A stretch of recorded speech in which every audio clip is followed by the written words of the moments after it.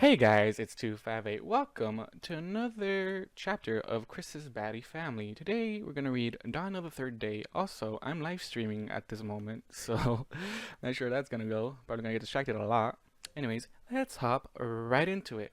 Dark gray clouds cover the slowly rising sun, ushering in a dark and dreary Sunday morning.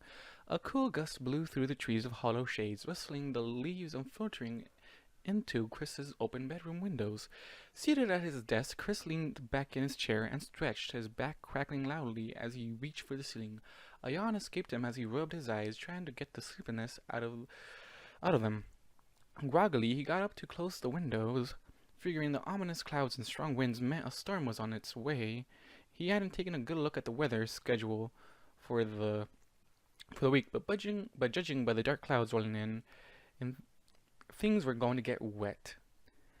With his windows properly shut and locked, he returned to his desk where he continued to ponder how he had been woken earlier that morning. He'd been awake for the past several hours. Ah, come on, don't interrupt. With his windows properly shut and locked, he returned to his desk where he continued to ponder how he had been woken earlier that morning. He had been awake for the past several hours, having been startled by a strange dream, one that had given him a new muse for his metalworking. The result of said inspiration now rested on the main part of his desk, surrounded by scattered bits of twisted iron, pewter, and copper. There, standing in different poses, were a handful of miniature ponies clad in archaic armor. There were nearly half a dozen earth ponies with tiny spears clutched in their hooves, several pegasi with their wings spread wide, some to be made to look like bat wings, while others still need to be covered in tiny metallic feathers. And to top it all off, there were a few unicorns, their heads held up high as if they were casting a spell. Okay, I feel like one thing I forgot to do, man. One thing I forgot to do right now for the stream was to actually change the title and stuff. But whatever, we're gonna play Fortnite after this. Well, not gonna do it now. Hey, Dark. This is what's gonna happen in my streams. Okay, if somebody asks me to read, I'm gonna read. Okay, so let me just take a little water break while I'm in the chat. Okay, Dark. Your opinions are your opinions, I guess. Alright, let's continue. He couldn't remember the exact details of the dream, just that he woke with a need to sculpt the little guards. It wasn't the first time this had happened. Most of his best work came from dreams he had. Like that Earth-inspired dragon he had made a few months ago out of bent keys and old bits. It had been a birthday present for his eldest sister, Penumbra. That too was inspired by a particularly weird and vivid dream. One where the creature he sculpted saved him from a pack of timber wolves he was running from. The beast took out his assailants with one swipe from its gigantic earth-formed tail, then quickly scooped him up into its arms. He remembered clinging onto the dragon for dear life, finding the strange comfort of safely in the giant creature's bosom as it carried him into the sky. It wasn't exactly a nightmare, but it wasn't a good dream either. Whatever the case was, the dragon had a certain quality that reminded him of his older sister, so he felt she should have the sculpture. He figured it might have been because of how much he looked up to Penumbra, after often thinking of her as his second mother. Smiling at his older memories, Chris let out another big yawn, then cracked his neck and gave his shoulders a quick roll before returning to his work. Gingerly picking up one of the figurines in his fingers, he studied it closely, turning it left and right. A frown touched his lips when he saw that the armature for one of the wings was bent awkwardly. If not fixed, it would give the Pegasus or Bat Pony he hadn't decided yet a weird, misshapen look once it was finished. Picking up a pair of needle-nose pliers, he carefully gripped the thin metal strip before twisting it back into place. Yeah, alright. Ooh, this is gonna be a long chapter, boys. There's one thing I don't really like about the story is like there's a lot of build-up, or a lot of like things that got started from the previous chapters.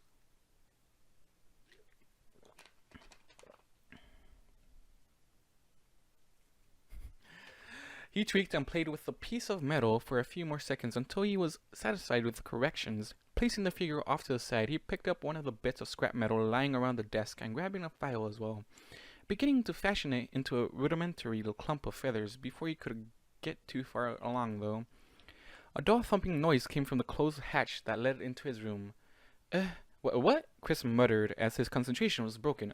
Oh, hold on a second. Returning the unfinished figure and tools to their proper places, he pushed himself up out of his chair and made his way over to the hatch. With a quick, precise kick, the trapdoor swung open and the ladder folded down into the hall below.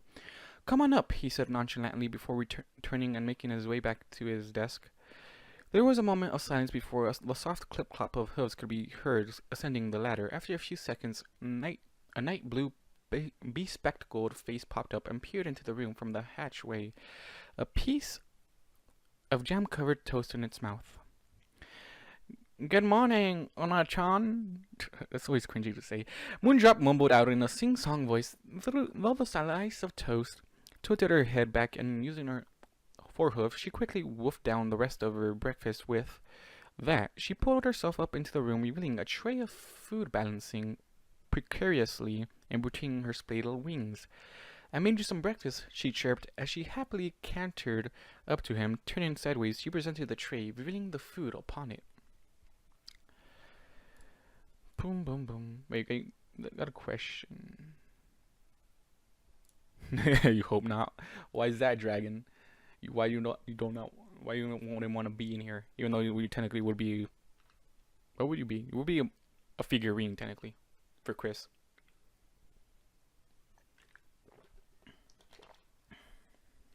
All right, let me hop back into it. A plate of buttermilk pancakes sat in the center of the tray, covered with slices of bananas, strawberries, blueberries, and whipped cream. Maple syrup was drizzled over the stack. The sticky, sweet liquid seeping into the fluffy cakes. There was also a plate of scrambled eggs, chunks of cheese.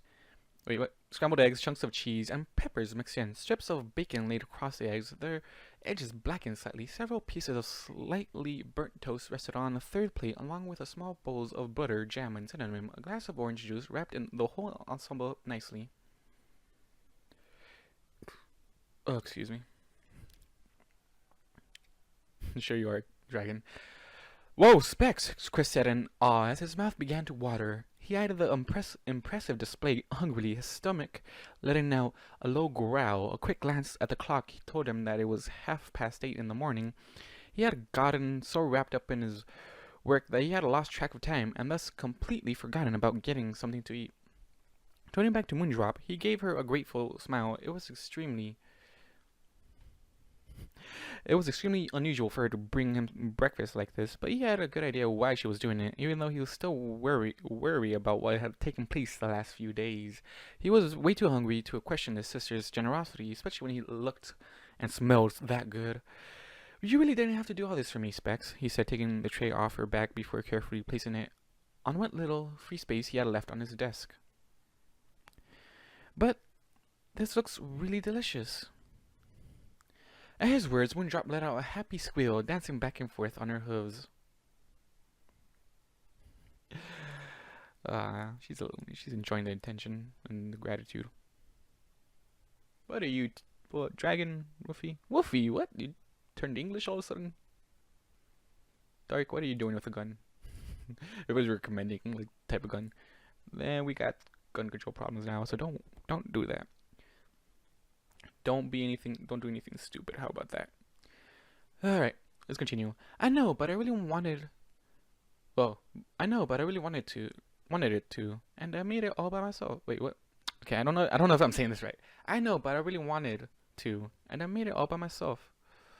She tittered, turning to face him. Mooney said she hadn't seen you get up yet, so I figured you were busy with your sculpture thingies and forgot to eat the most important meal of the day. Again. She rolled her eyes before giggling again. So I figured I'd make you something special as a kind of thank you for yesterday. Chris stiffened, his smile turning strained. He knew the reason why she brought him food, but to hear her say it just brought the memory of yesterday's events swarming to the surface of his mind. They had barely managed to finish washing her sheets before their mother and older sisters had returned earlier than expected, meaning they just barely got away with it. He wasn't sure if he could take any more close calls like that, and it made him start to overthink everything they were doing.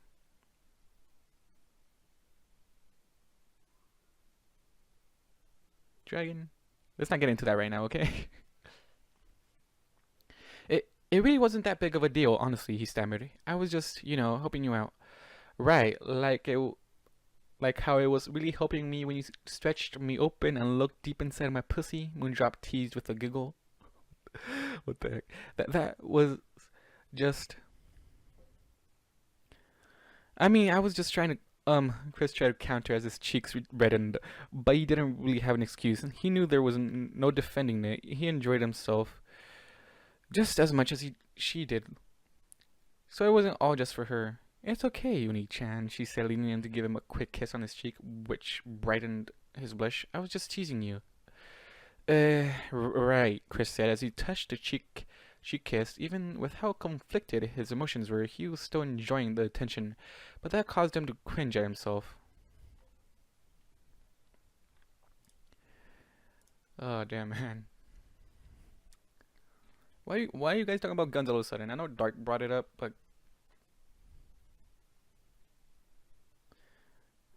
you're a hunter, Dark? What?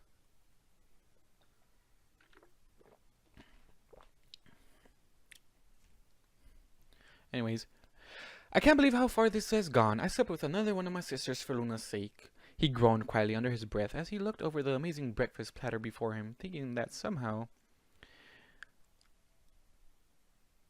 he somehow didn't deserve his sister's kindness and affection. Hey, okay, Dark, this is no, no. In this world, that doesn't work, okay?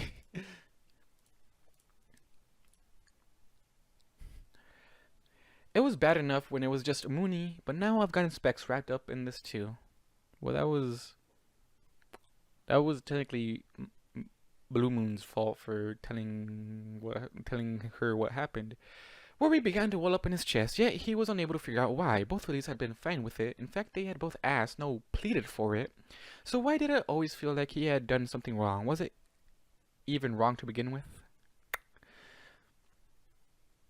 That's the question for you to find out, Chris, okay? You're so cute when you blush, Uni-chan, Moondrop said as she leaned forward and nuzzled him lovingly, oblivious to her brother's conflicting emotions. But I really did appreciate what you did for me, and I just had to make you something extra special as a thank you. Her words did bring Chris some comfort, but not much.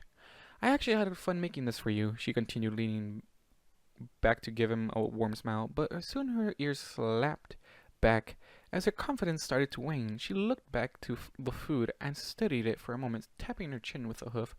Although I might have cooked the eggs for a bit too long, I hope they're still okay. I'm sure they'll taste just fine, Specs, Chris said, trying to sound encouraging as he pushed his confused emotions away. Where was I?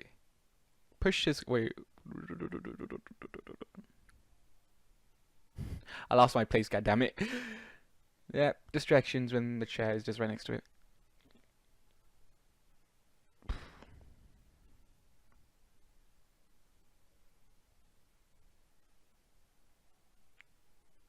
Alright, let's just start from right here. I lost my place, man. That stinks. Her words did bring Chris some comfort, but not much. I actually had fun making this for you, she continued, leaning back to give him a warm smile, but soon her ears slapped back as her confidence started to wane. She looked back to the food and studied it for a moment, tapping her chin with a Although I might have cooked the eggs for a bit too long, I hope they're still okay. I'm sure they'll God damn it. Dragon, what the heck? I'm sure they'll taste just fine, Specs, Chris said, trying to sound encouraging. As he pushed his confused emotions away for later consideration, he looked over his meal again, catching the sweet fragrance of mouth-watering pancakes and eggs, causing his stomach to growl again. Only louder than before, reaching for the silverware on the tray, he paused upon noticing what was lying beside them. Specs, what are these? He asked, holding up a group of thin, long sticks that were covered in chocolate. Oh, those, Moondrop said, her tail flicking about excitedly. Those are called Pocky Sticks, silly. They're a snack food from Naipan. I thought you might like to try some. Chris hummed curiously as he eyed one of the sticks, then mentally shrugged before taking a bite. He rolled the taste around in his mouth for a few seconds before swallowing. Well, Moondrop asked with a few eager bounces. Her eyes wide and ears perked. It tastes like a chocolate-covered biscuit, he answered plainly. Well, yeah, but did you like it? Well, it's okay, I just thought, he started to say, but upon seeing Moondrop's expression, he quickly changed his mind. I mean, it's pretty tasty, Specs. Thanks. So she agrees. It's just a biscuit, a chocolate-covered biscuit, for Pocky sticks. Man, I want some Pocky now. Moondrop let out another squeal, dancing in place again as her wings fluttered by her sides. I knew you would like them, Moony-chan. They're all the rage in Naipan. Laughing softly at his sister's admittedly adorable antics, Chris picked up the fork and dug into the pancakes first. Once he cut himself a generous piece, he discovered that there had been pecans mixed into the pancake batter as well. Damn, she really went all out on this. No shit, she loves you. He made sure that he had some banana slices speared on his fork as well before popping the delicious-looking morsel into his mouth. Instantly, his eyes widened in surprise at the expression of flavor that filled his mouth. Specs, he said around his mouthful of food. This is delicious. Really? Moondrop asked, peering up at him with wide, glimmering eyes. Swallowing the indescribable pieces of food in his mouth, Chris nodded. These are, without a doubt, some of the best pancakes I've ever had. The taste of buttermilk, banana, and pecan filled his mouth along with a faint hint of something that he couldn't quite place, but it tasted oddly familiar. Taking another chunk and quickly shoveling it into his mouth, he took his time to really savor all the unique flavors, chewing on the bite of pancakes for a few more seconds, and still not able to identify what that mystery ingredient was. He swallowed and finally asked, "What did you put in them? There's like something in the batter that I can't quite place, but it's really good." Oh my gosh. You really like that? He noticed.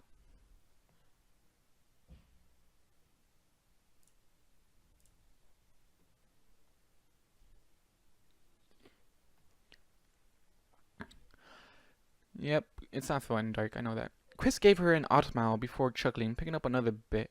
Well, yeah, but I don't know what it is. What's your secret ingredient?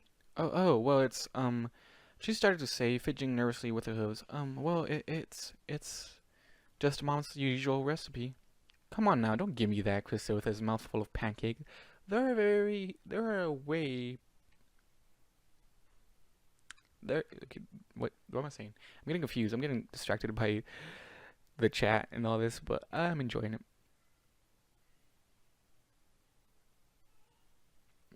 These are way better than Mom's, and I know you added something to it. Come on, tell me. Okay. Moondrop let out a bashful squeak, scuffing at the hardwood floor with a hoof. For some reason, a dark blush had spread across her cheeks, and she was unable to meet his eye.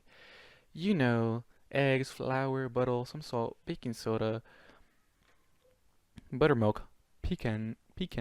Trailing off her blush and possibly got even darker. It was always hard for her to keep a secret when pressured when she started to crack. I may have added a special ingredient of my own, though.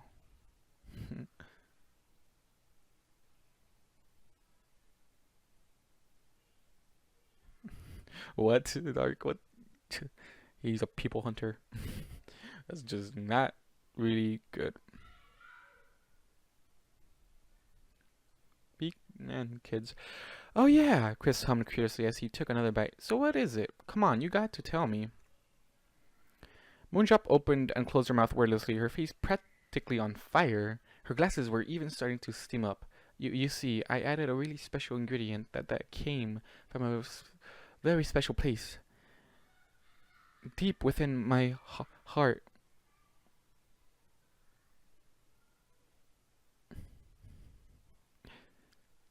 She added, fidgeting shyly in place, not daring to look him in the eye.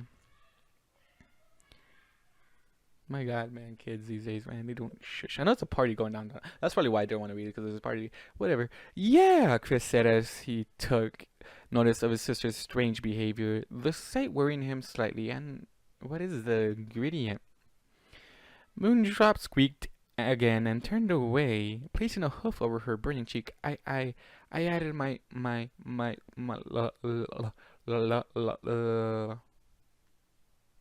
She stammered, struggling to get it out. Her tail thrashing back and forth, she bit her lip and clenched her eyes shut before finally blurting out, "My love, I put my love into them."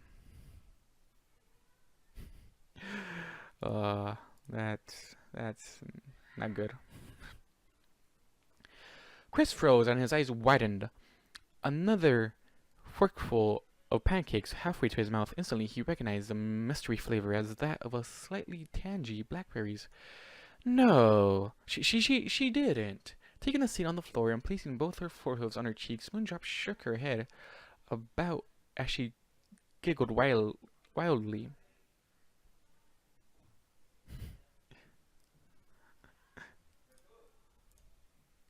Man. Dragon shush. Well, I just couldn't stop thinking about how you said you liked the way I tasted yesterday, she continued, still unable to look him in the eye as she held back her giddy giggles. And you just kept licking, and you seemed to like it so much. So I thought, well, I just figured you'd really like my flavor in your breakfast, and so I just kind of into the batter, and oh, Uni-chan ate my love cakes and said he liked them. I can't believe it. Letting out a high-pitched squeal of delight, she turned and bolted down the hatchway, tittering all the while. She didn't stop, but shouted back as she reached the hall, "I love you, Uni-chan." Oh my god, this is like, the Uni-chan thing is just getting me so cringe. What are you guys talking about? Hunting people and stuff? What the heck are you guys talking about? Chris just sat there, staring at the opened hatch through which his younger sister had quickly fled his room, the nectar-laced bite of food suspended inches from his gaping mouth. Slowly his sights turned back to the food on his fork. He stared at it in equal parts fascination and in horror, his mind trying to process what was happening. She put her in the pancakes? What? I can't keep eating this, can I? A mixture of emotions ran through his head as he tried to figure out exactly he felt about this current turn of events. On one hand, his sister had essentially mixed her essence in with the pancake batter, but on the other hand, he had been eating it directly from the source yesterday. Admittedly, it was also pretty tasty, and he was hungry. He studied the morsel for a few more seconds before shrugging and, with only a moment of hesitation, popping it into his mouth again. An explosion of flavors hit his tongue, and unlike last time, he could taste his sister clearly. I wonder how much she put into this. What did she even do to get it into the bowl? He mumbled, only to pause his chewing when he realized. What was he thinking? Sighing entirely, he shook his head before returning his attention back to the miniatures on his desk.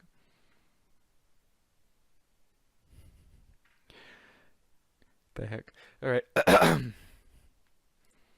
Alright, you two. Chat's weird right now. How many people are watching right now? 4 people. Alright.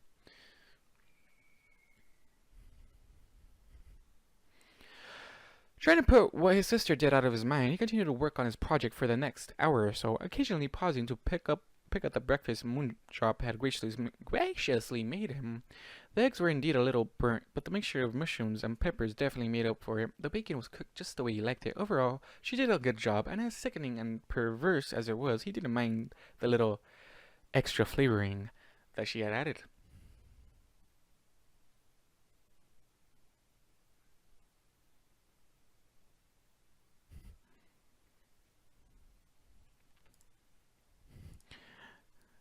That's interesting, Dark. Dragon, don't you dare try to kill the king over there, okay? Don't you dare kill the king. Dragon, don't you dare try to give a bounty to the king of this website, okay? Don't you dare. Alright, let's continue the story. After having finished most of his plate, he looked up to the clock, seeing it was nearing 10 o'clock. Thinking he should get up and stretch his legs some, he decided to see what Mooney and Specs were up to. He quickly finished off what he could off his meal. Not waiting to be rude and leave it unfinished, then picked up the tray. He then descended the ladder to his room and made his way to the kitchen.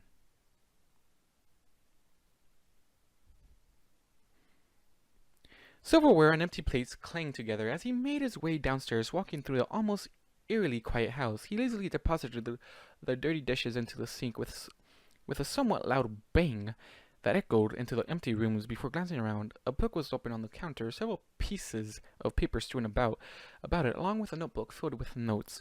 A calculator rested off to his side. You're fine, Woofy. You're fine. That's strange, Chris muttered as he moved around the island counter to get a better look at the papers. It took him only a moment to see that they were math notes. as well as half-finished homework.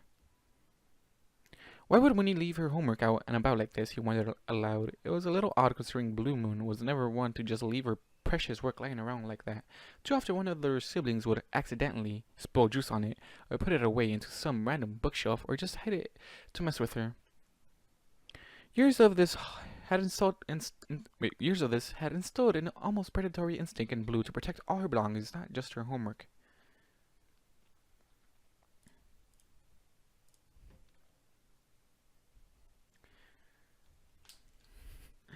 You guys over there just, man.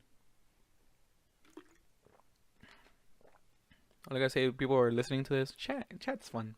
Chat's fun. Where in Tartarus is she now? Come to think of it, where is Moondrop? Neither of them had plans today. If you remembered correctly, it was Sunday, and usually they would always hang around the house, especially in the morning. His other siblings, on the other hand, almost always had plans for the day. If you remembered right, the twins' nocturne and evening were at their acupuncture job, and his mother, he knew, would be with their book club until late in the afternoon. He would have seen his eldest sister, Penumbra, by now, so he took a guess and figured she must have been out collecting herbs for her work like she always did. Dawn, well, he was pretty sure she was home as well, but where was she?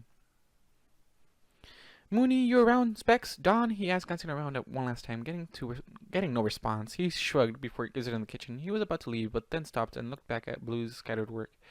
Almost without thinking, he scooped up the loose papers and placed them carefully into her notebook for safekeeping before heading out again. Exiting the kitchen, he made his way through the dimly lit house, heading for the staircase. It was still early in the day, which meant he could probably get some more work done on the miniatures before the others started returning home. If he was lucky, he could finish them up within a few days.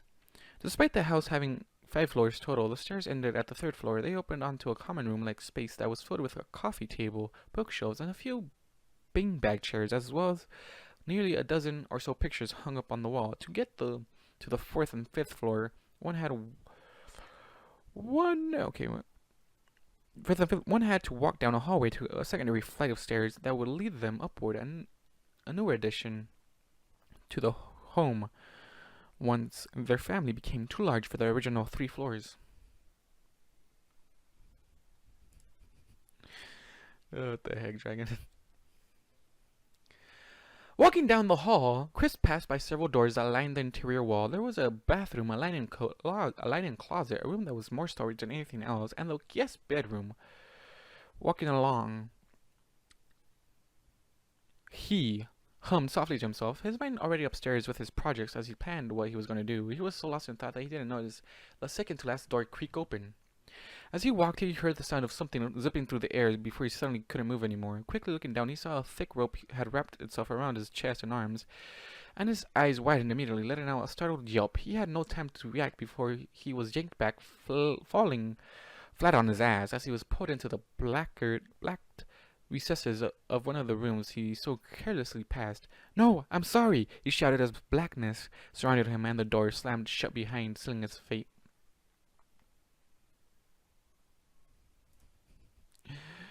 Don't you dare give out an actual address, Wolfie. Don't you fucking dare, man.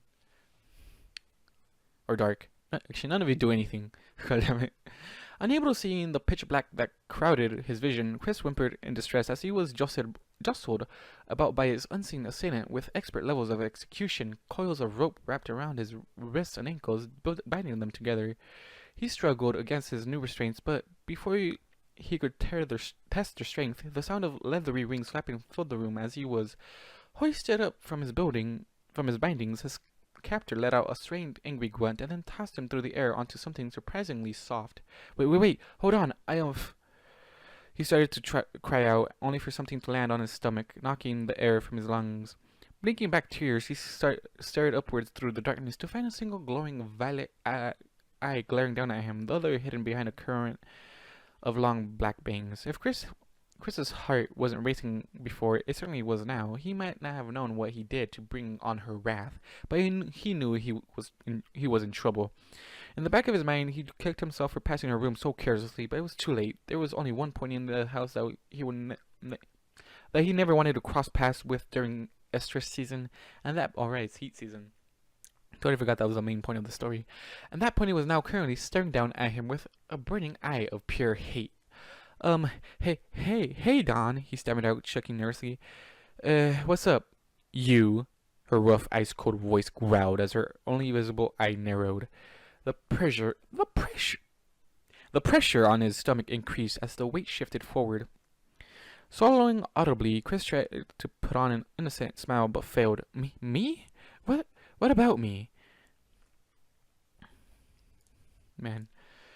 Don's gonna be scary. You were making an awful lot of noise outside my door, dweeb.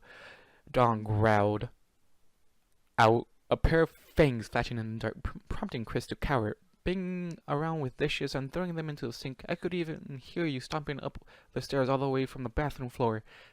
Hey, I wasn't stomping up them. Chris tried to defend himself. I was just walking around. I was just walking normally. Besides, the fang snapped in front of his face, silencing him. By now, his eyes had adjusted enough to darkness that he could make out the mirror that was currently seated up upon his stomach.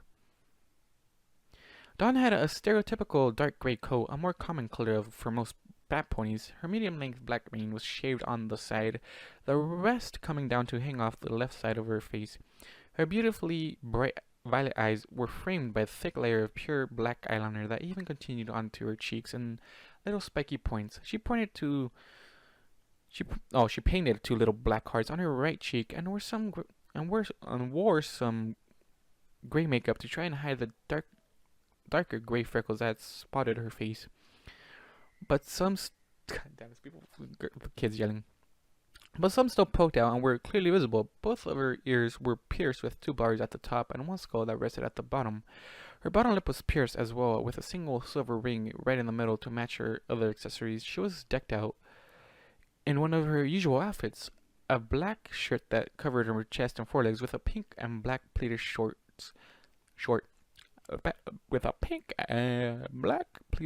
skirt, complemented by the fishnet stockings around her hind legs. Her whole ensemble was completed with a black leather collar around her neck and stud-lined bracelets about her forelegs.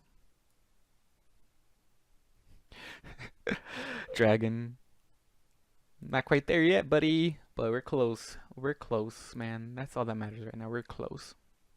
Chris, my dear little brother, Dawn growled out, her pierced bottom lip twitching in a sneer. She called him that, even though she was only 1 year older than him. If that.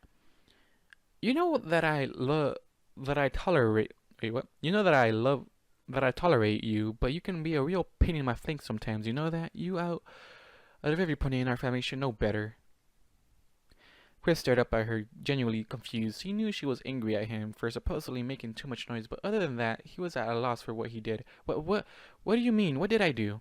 Are you serious? How can you be this dense? She snapped before groaning and slapping her hoof to her forehead. Come on, Chris. You've lived with us for years now, and you know when all of us go into heat, every pony is on Estrus Break for Luna's sake. And you should also know that when it's this time of year, I need total and absolute quiet. She growled at him before leaning up and pointing to her pierced ears with her hooves. You know how sensitive my hearing gets when I'm like this? I'm sorry, Don, Chris stammered as he tried to make himself as small as possible. I didn't even realize I was only... Wait, what? Distractions everywhere. Chat and the party that's going on downstairs. I didn't even realize I was overly noisy and honest. He practically shouted at the last part, causing Dawn to wince and cover her ears as she folded them back against her head. Not so loud, dumbass, she growled angrily, pushing a hoof into his chest. She glared at him for a moment before groaning and shaking her head. I'll never understand how the three of you can be so fucking loud. I mean, seriously, have you no respect for others in this house? Hey, that's not true. Chris began only to trail off as a look of confusion crossed his face. Wait, what do you mean, three of us? What do you think I mean? I mean you and them, Dawn snapped, pointing a hoof off to the side. I still think they're in complete darkness here. So I'm not sure if Chris would actually even see what's going on. Dark, what are you doing? Just making up a fan fiction on the spot. What the heck, man? Blinking, Chris followed her hoof and peered about, only for his eyes to widen again. There, tied up in the corner of the room, was Blue Moon and Moondrop. They were propped up against one another, nervous looks on their faces as they watched events unfold. Specs? Mooney? I don't know how you guys can make so much noise. There I was, trying to get some sleep after working a fucking double shift, but these two were being all giggly in the kitchen like a pair of mindless school fillies. Dawn growled, glaring over her shoulder at the pair, galloping around on the hardwood floor, up and down the stairs constantly, and laughing about who knows what. Do you know how loud hoofs can be on wooden floors in this house?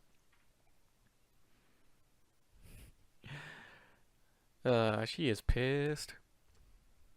I told you I wasn't galloping. I was Moondrop whimpered, only to let out a squeak when Dawn turned and snarled at her. Ducking down, she tried to make herself small and hide behind Blue, her tail tucking up against her body. The heck? Don't start with me. Whatever you were doing, it was loud and annoying, Dawn grumbled, rubbing her temples with the edges of her hoofs. Up the stairs, down the stairs, up the stairs, down the stairs, so on and so on, not to mention all the chattering and giggling in the kitchen. What were you two even talking about? I know what they're talking about. Really, Dragon? You're a toaster? What the heck, man? Man. That's great. Both sisters quickly responded, making Dawn wince again. Enough shouting, Dawn cried as she held her ears again. I'm at my wits' end here. It's already hard enough to relax with this Luna-forsaken heat, but all the pointless noise, it's just too fucking much. I'm exhausted, and you idiots are keeping me awake. As she spoke, her tail whipped about and lashed at Chris's legs. So, you tied us all up? He asked, finding some flaws in her logic. Yeah, okay, why would tying all of them up even do when they can just shout at you? I had to find some way to shut you all up, Dawn huffed, and I was in the middle of chewing them out when you came stopping along. So now we all get to have a nice chat about respecting that some ponies in this house have worked long countless hours all week and just want to sleep, but can't with their Estrus cycle and incredibly loud siblings bouncing around like a bunch of immature foals. Seriously, is a little peace and quiet so much to ask? Oh, somebody's already hitting the pinatas. God damn it, man. Suddenly, her whole body gave a shudder as her ears flapped against her head. She nearly collapsed, but saved herself by placing both her foreheads on Chris's chest. Biting her lips, she started to knead his chest as she fidgeted uncomfortably and stared off into a random spot in the room with a blush. She was quite quiet for a moment, but the sudden scent of a heated mare filled Chris's nostrils, faintly tickling his senses. He noticed right away that she smelled a lot spicier than Blue and Moondrop, but he still enjoyed her scent much to his chagrin. What's the idea about?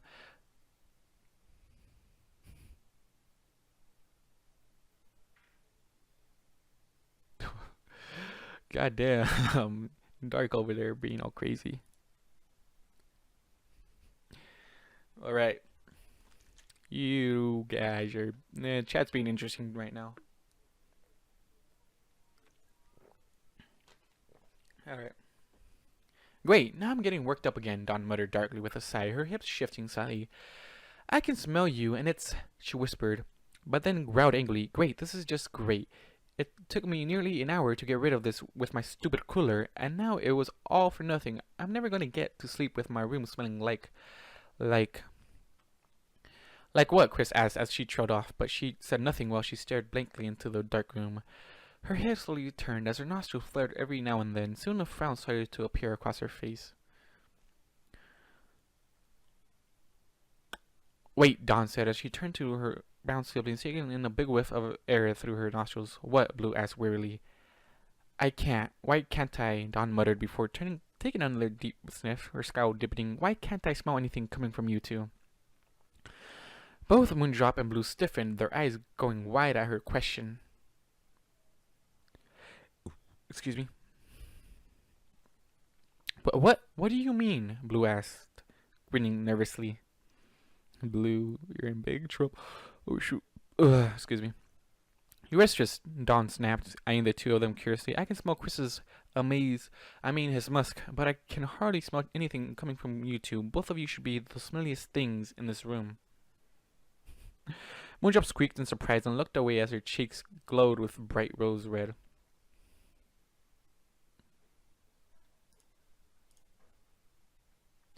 I don't know what you mean, Dawn, Blue answered nervously. I'm still a filly, you know. I haven't even gotten my first heat yet.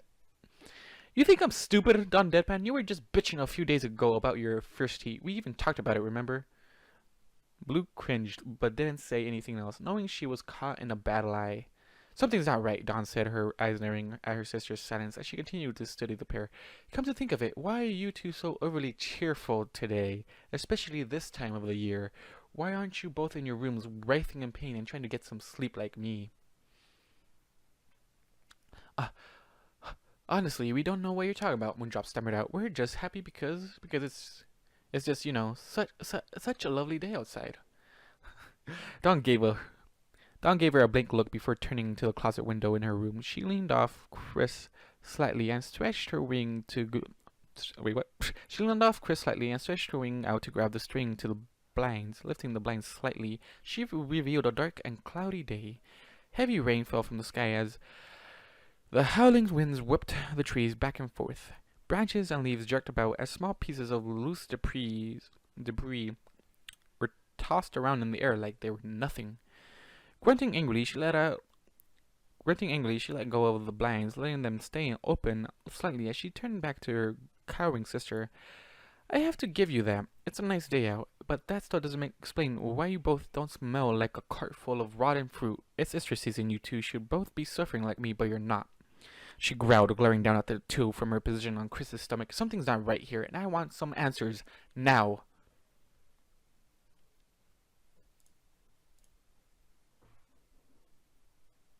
Okay, I gotta be careful because there's people upstairs and I don't want them to listen to me right now. How's the stream doing, guys? Video output is low. How is it low? There's literally just an image going on.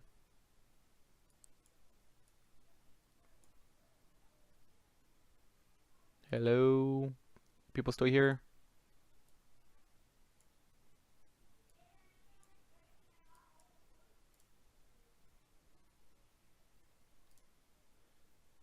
Alright, whatever. Oh yeah, that's what it is. Yeah. That's how it is. Alright. Let's continue. The story that I'm reading. Dark, you're going way too... You're scaring me, Dark. That's all I gotta say. You're scaring me about this whole thing. Alright, let's just continue. I need to drink first, though.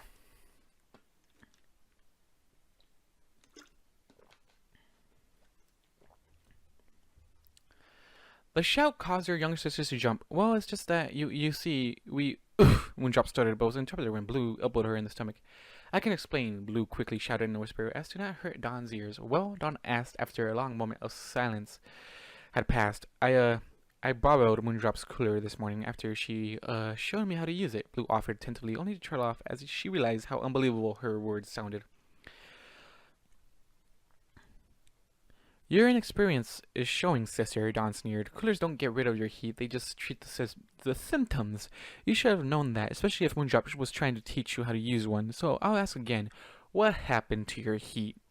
Chris was starting to sweat as his mouth dried from all this interrogation. This could be it for him. If Dawn found out what he did with their siblings, oh god damn, I can't fucking say the word. Their younger siblings, if Dawn told their mother the shameful things he did, she would kick him out for sure, and he would lose one of the most important parts of his life. There was just no way he could go on without his family in his life. He couldn't let that happen, but what could he do? There was nothing he could say to save them all, so he had to just lay there and hope that Blue's intelligence would shine through and get them out of this situation somehow.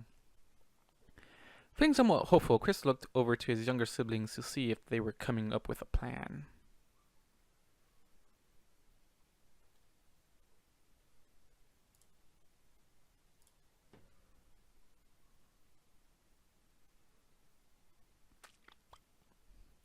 Alright, Dragon.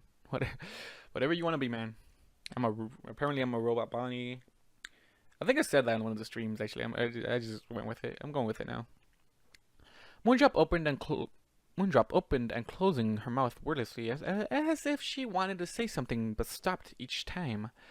Blue was biting her lip and fidgeting around nervously in her bondage, swallowed audibly. It's just that, Blue and I, well, well, we're both experiencing a mild estrus cycle this year, Moondrop finally said with a fake-looking smile. The smile grew more strained as Dawn continued to glare at her, ears folded against her head. Her eyes darted back and forth behind her glasses. Glancing first at Dawn and then at Chris, sweat began to trickle down her brow.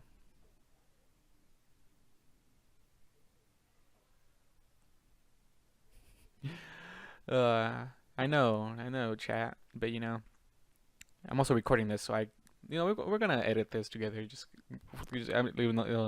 just me just putting this all in one thing. All right.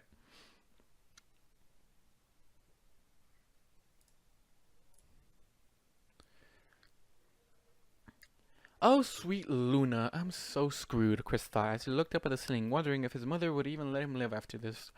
Dawn glared for a few seconds more before a sly smirk slowly began to spread across her muzzle. That's some top-notch bullshit, Weave, she said. Though her voice was soft, it still sent chills down the other's spines. You know that all of our cycles are bad thanks to Mom's genes, so don't even try to pull that shit with me. Both Bound sisters whimpered and looked down at the floor, not daring to look Dawn in the eye. Dawn looked over the two with a contemplative look as she rubbed her chin with a hoof. Suddenly, her eyes widened as if a light bulb went off in her head. You two are hiding something big. You found a way to beat Estrus, didn't you? She said in a deceptively calm tone. Just tell me your trick, I promise. Whatever it is, I won't Tony Pony. I just want 10 on it.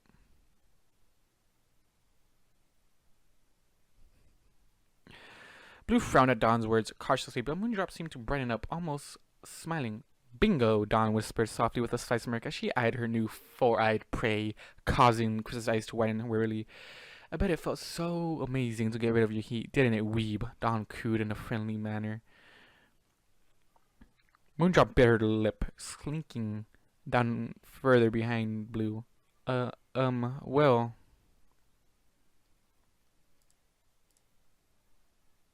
Dawn's smirk widened, and she continued to push her sister, getting the reaction she hoped she would. I bet it did. I bet it did, didn't it? I bet it was the best feeling in the world to finally find relief. Was it one of your friends that helped you? Was he handsome? Oh yes, he was so very Moondrop stopped almost immediately once she realized what she was doing and bit her lip before shaking her head wildly, almost throwing her glasses off her muzzle. No, I mean, no, he wasn't. I mean, yes, he would. I mean, he didn't. I didn't have a friend come over at all. You know, we can't do that when we're in heat. We will get pregnant. I don't even have any stallion friends.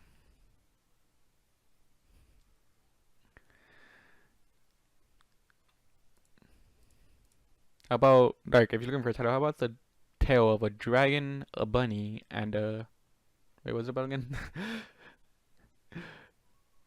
Alright, here you go. A tale of a bunny, a dragon, and a wolf. How about that? How about that, Dark, for the title? Right, let me just resume the story real quick. Right after I drink.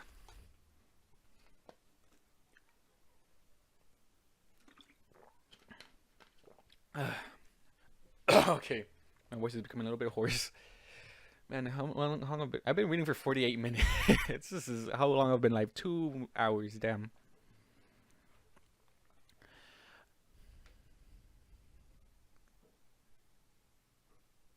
Hey. Dragon. What the,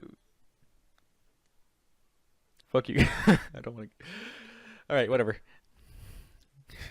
Dawn raised a curious eyebrow at Moondrop, humming to herself as she started to get the answers needed. That might be true, but you can always find a male from another species to help you if you travel out far enough.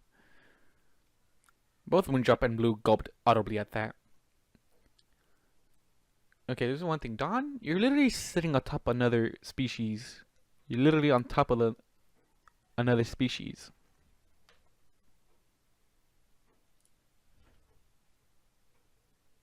Which he's your brother, technically, but, you know, to reach its own. Honestly, Moondrop, you can tell me, Dawn cooed, keeping up her friendly act. I bet it was the cute transfer student, you know, the young Griffin cult from your class you were talking about a while ago. How amazing did he feel? I bet it felt divine as he slid into as he slid into your heated depths, scratching that burning itch deep inside you, where even your cooler can't reach, filling you with his soothing seed. I feel like Dawn has a little bit of rarity in her.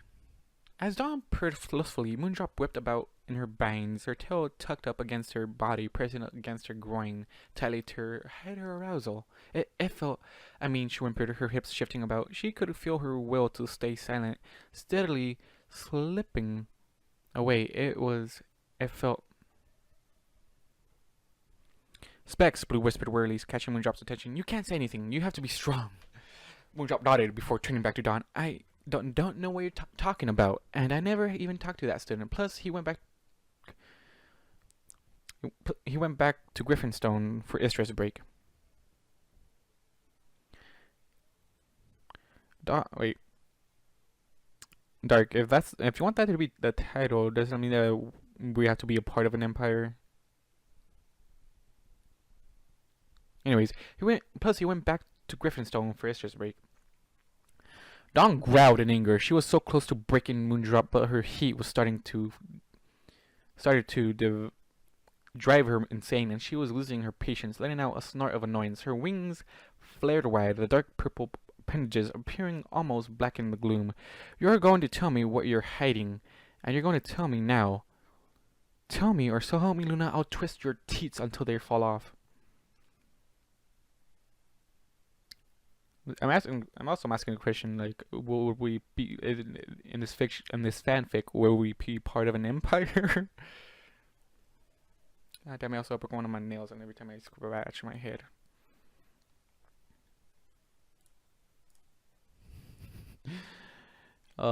Luffy, that's a good answer, because I want Twilight on my side. Twilight's always gonna be mine, okay? That's all I gotta say if ponies get involved in this. All right. Moondrop let out a squeak and clapping her hind legs together to hide her vulnerable, sensitive nipples. No, please don't. I really like my teeth. Moondrop, she's not serious, you know that, right? Moondrop, like, she can be. She's scary. Dawn is scary. Dawn growled, flashing her fangs at the two before he eyes. Wait, what? Dawn growled, flashing her fangs at the two before her eyes widened again. Another idea popping into her head. No, even better. I won't just twist your nipples off. I'll go to your room and take all those stupid action figures you love so much and rip them out of their packages. No! Moondrop shrieked in horror, her eyes widening with alarm. Those are all collector sets. Mint condition. You can't just take them out of their boxes. They will lose all their value.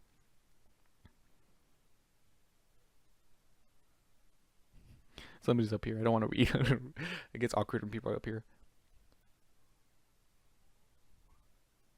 Oh, we're gods. Yes. I would accept being a god.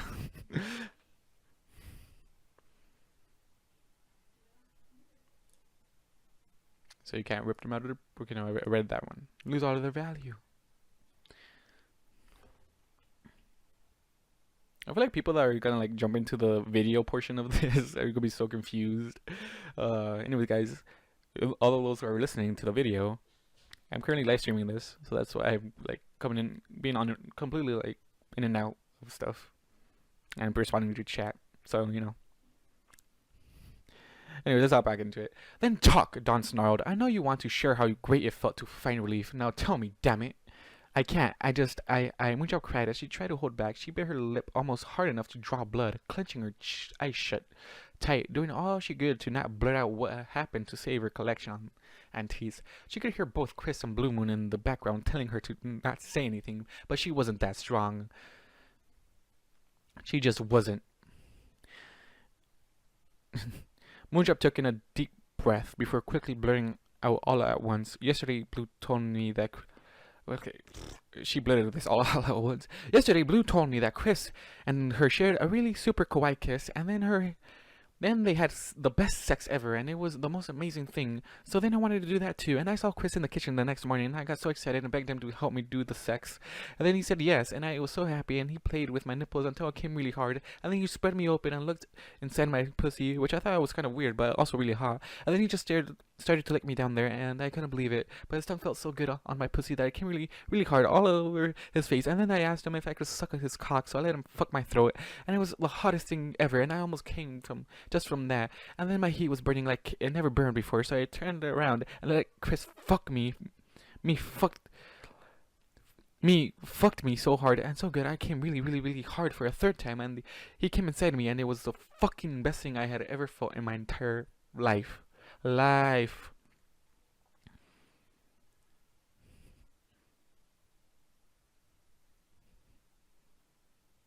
Wait, what? You're the god of what? I don't. Okay, you guys picking gods here. I don't even know. Okay, somebody took metal. I'm the robotic rabbit bunny thing over here. Okay, I need some. I want to make some art for that now. Also, I suck at art, so that is one thing. Like I want to do like this whole stream to have like the be right back scene with like crazily like Easter eggs, Twilight like next to me on the couch and all that. Kind of crazy how I wanted that designed. Anyways, let's continue the story. Dark is gonna be right back. We'll see him soon, hopefully. Alright, so the recording is, we're at 56 minutes into this reading. God bless him, man. Moondrop ended her rant with a sob and hung her head in shame, her ears sweating against her head. I'm sorry, Oni-chan. Holy shit, Moondrop, Blue whispered, too stunned to say anything else. Fuck Specs, Chris said as he let his head drop back into Dawn's bed. This was it for him. It was all over after this. He wasn't sure how he was going to be able to live without the ones he loved the most in his life, and he didn't want to think about it. Still, it didn't stop his eyes from welling up with tears. Moondrop, Blue Moon, I'm so sorry. I really fucked up. Dawn remained motionless, forcing Steph on top of Chris, her mouth hanging open in awe as she stared blankly at Moondrop. The room quickly fell into an eerie silence. The only sounds that could be heard was the storm howling outside and the quiet sobs coming from Moondrop herself. Chris gritted his teeth and clenched his eyes shut, anger and sadness mixing into a confusing cocktail of emotions in his mind.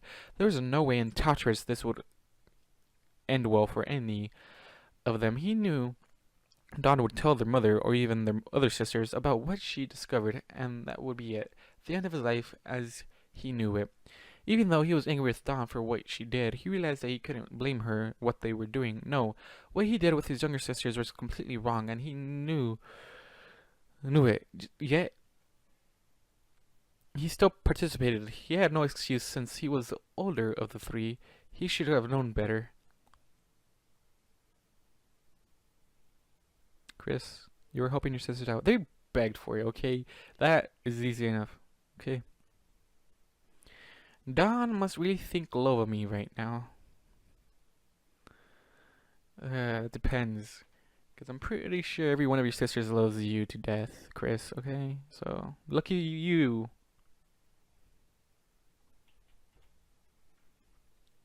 Alright. That was a big freaking rant for her Moondrop. Oh, man.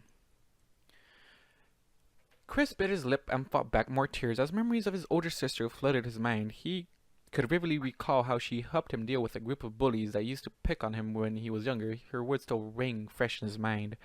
Don't let those fuckwads walk all over you like that, dweeb. You're stronger and older than half those pricks, for Luna's sakes. You're almost as strong as Penumbra. Stand up for yourself and don't let them see how their actions affect you. Stay stoic and strong. Words to live by right there. Chris couldn't help but smile at the memory as a small tear ran down his cheek. Blunt as it might have been, he was able to stand up to his bullies after that speech, and he never forgot her advice. He never really thought of himself as a confident person, but ever since that day, it became a lot easier for him to find his inner strength when he needed it the most. But now it was all... Wait, what? Opening his eyes again, he looked down to where Dawn was currently straddling him, squishing her... Wait, what? Oh, yeah. The moment. That special moment I'm guessing everybody's been waiting for. Oh, yeah. Are you telling me... Wolfie, are you telling me to read it? Because I probably will read it because it's about us. The live stream. A little bit. I love how this just inspired that. Anyways, let's continue. Opening his eyes again, he looked down to where Dawn was currently straddling him, squishing her amazingly warm and soft crotch into his stomach. He couldn't see what was happening since her black and pink pleated skirt was in the way, but it felt like... Excuse me. It felt like her hips were grinding on him. Just then, he started to notice another odd feeling coming from underneath her skirt. A growing damp spot was starting to spread out from between her legs, soaking in his shirt in its warmth. Is she turned on? Oh, yes, she is, Chris. Yes, she is. Pretty sure she is.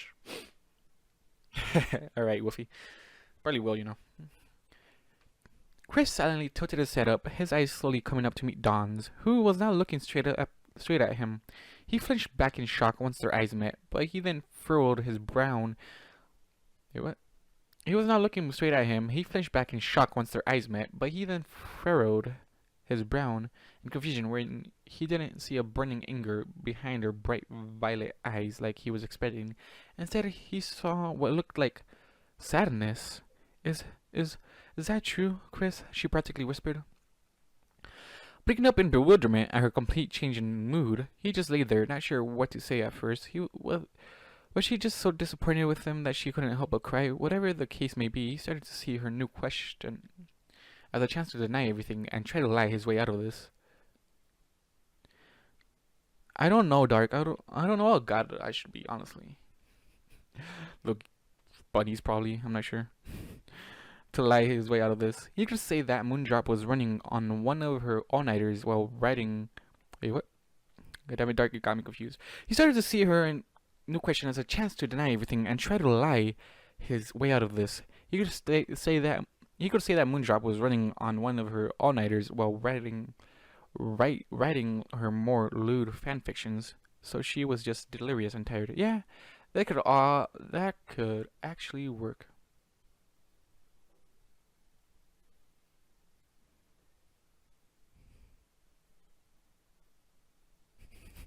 Yeah, we're going around that part, guys. Chris was about to open his mouth to try and save himself and his younger sisters when Dawn suddenly turned herself around and spinning 180 degrees on his stomach before quickly pushing her muzzle into his crotch.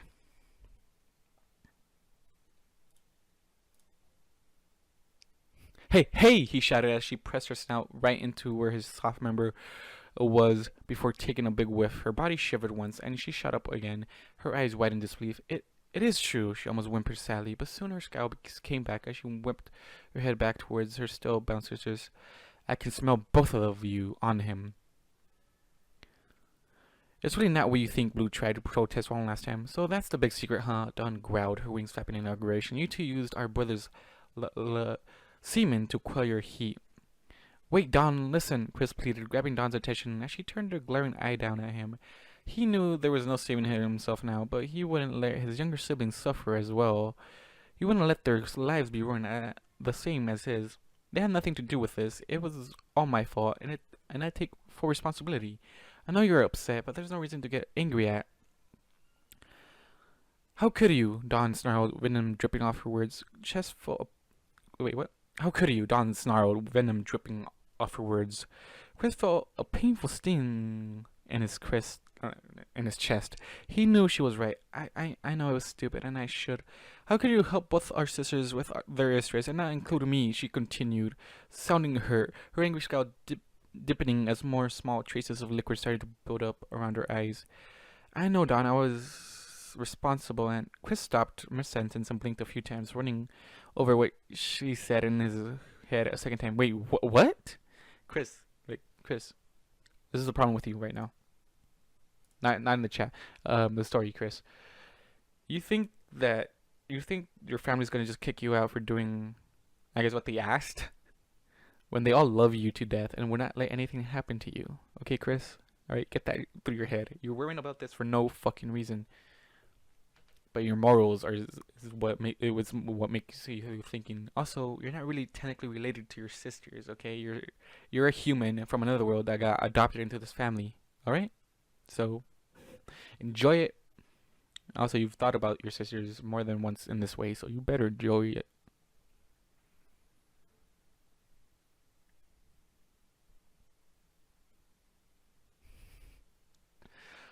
Maybe I should maybe I should text my friend and see what god I should be. Maybe that should help you, Dark. But right now, I have no clue. So, keeping me out of the loop yet again. Draw. Dawn snapped with a snarl, wiping her tears away with her hoof, leaving behind dry, enraged eyes. Oh, how typical of you. You're willing to help scratch their itches, but aren't willing to come to me when I need help with mine. You know how bad it just gets for me? What? Chris shouted in shock, forgetting about Dawn's sensitive ears.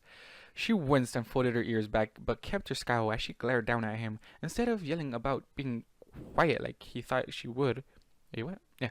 She quickly ducked down, shoving her face into his. You just didn't want to help me because I'm not as pretty as them? Dawn accused with a low growl, pressing her muzzle up against his nose. She was so close now that he could smell the scented shampoo she liked to use. The smell of cinnamon and dragon fruit was filling his nostrils. What? No, Dawn, that's not... Jerk, she said before lifting herself up again.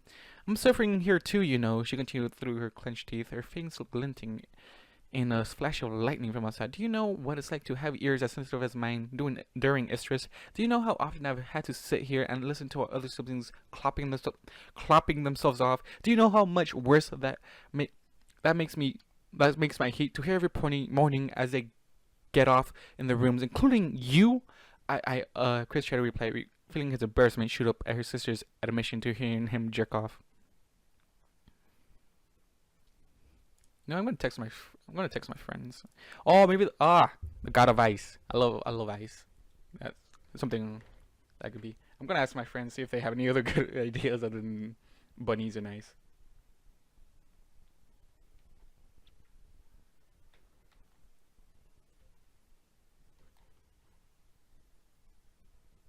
Oh, somebody just posted. All right, that's interesting.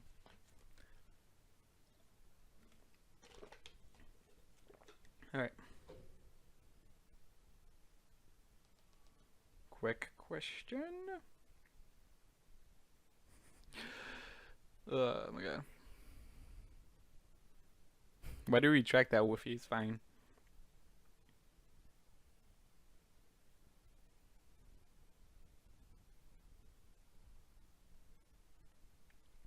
I feel like they're gonna like question this question if that makes sense.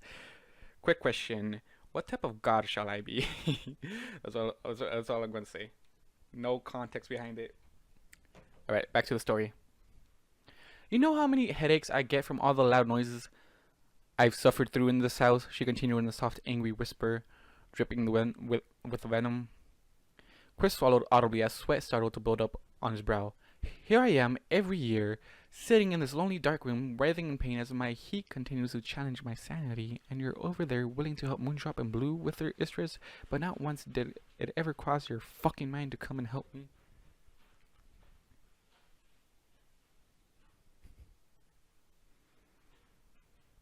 Okay, somebody got a shit ton of candy, and they're just trying to show off over with the noise behind me. Okay, let me re-say that. Here I am every year, sitting in this lonely dark room, writhing in pain, as my heat continues to challenge my sanity, and you're over there willing to help Moondrop and Blue with their Estrus, but not once did it ever cross your fucking mind to come and help me, Dawn ranted, choking back sadness, as she visibly shuddered in disgust, her wings fanning out slightly.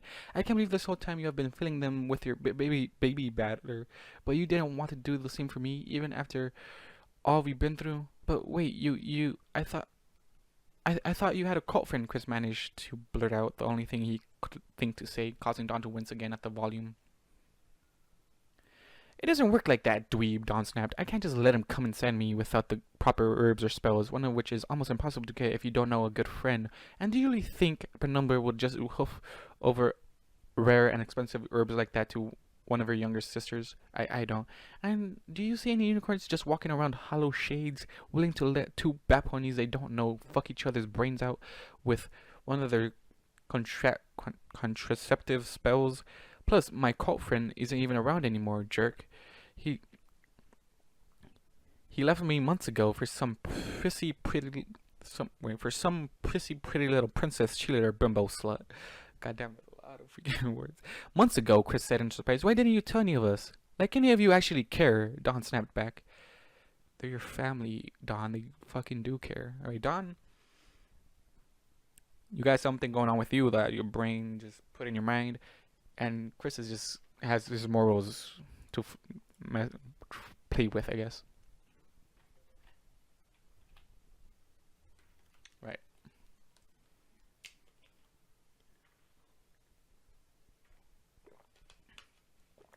I'm not getting a response from my friends, so yeah. God of Ice or Bunnies, one of those two. But we do care, Moondrop squeaked softly as Blue nodded her head in agreement. Shut up, you! Dawn snarled before turning her sights back to her brother. None of that matters now, anyways, she said with a manic-like giggle, grinning down at Chris with a large, fang-filled smile. 'Cause I've got the perfect solution to my problem right here.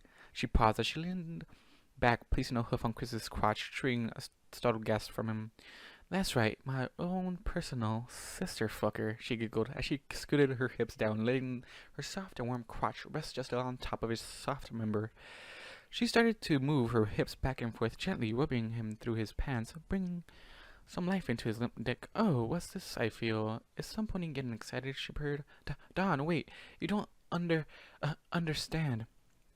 Chris struggled to stammer out, but was unable to find the words. His legs twitched as she continued to stroke him with her crotch, soaking his pants in her arousal while bringing him to full mast. Oh, I understand plenty, she replied, her eyes flashing angrily. It's hardly fair that you would be so willing to help the dork and the weeb, but leave me all alone to suffer and wilt away into nothing. She paused her movements, her ears folding back slightly as sadness touched her face yet again. You never did like me, did you, Chris? I was never good enough for you to notice me. What? Chris shouted quickly in disbelief. What in Tartarus are you even talking about? I never...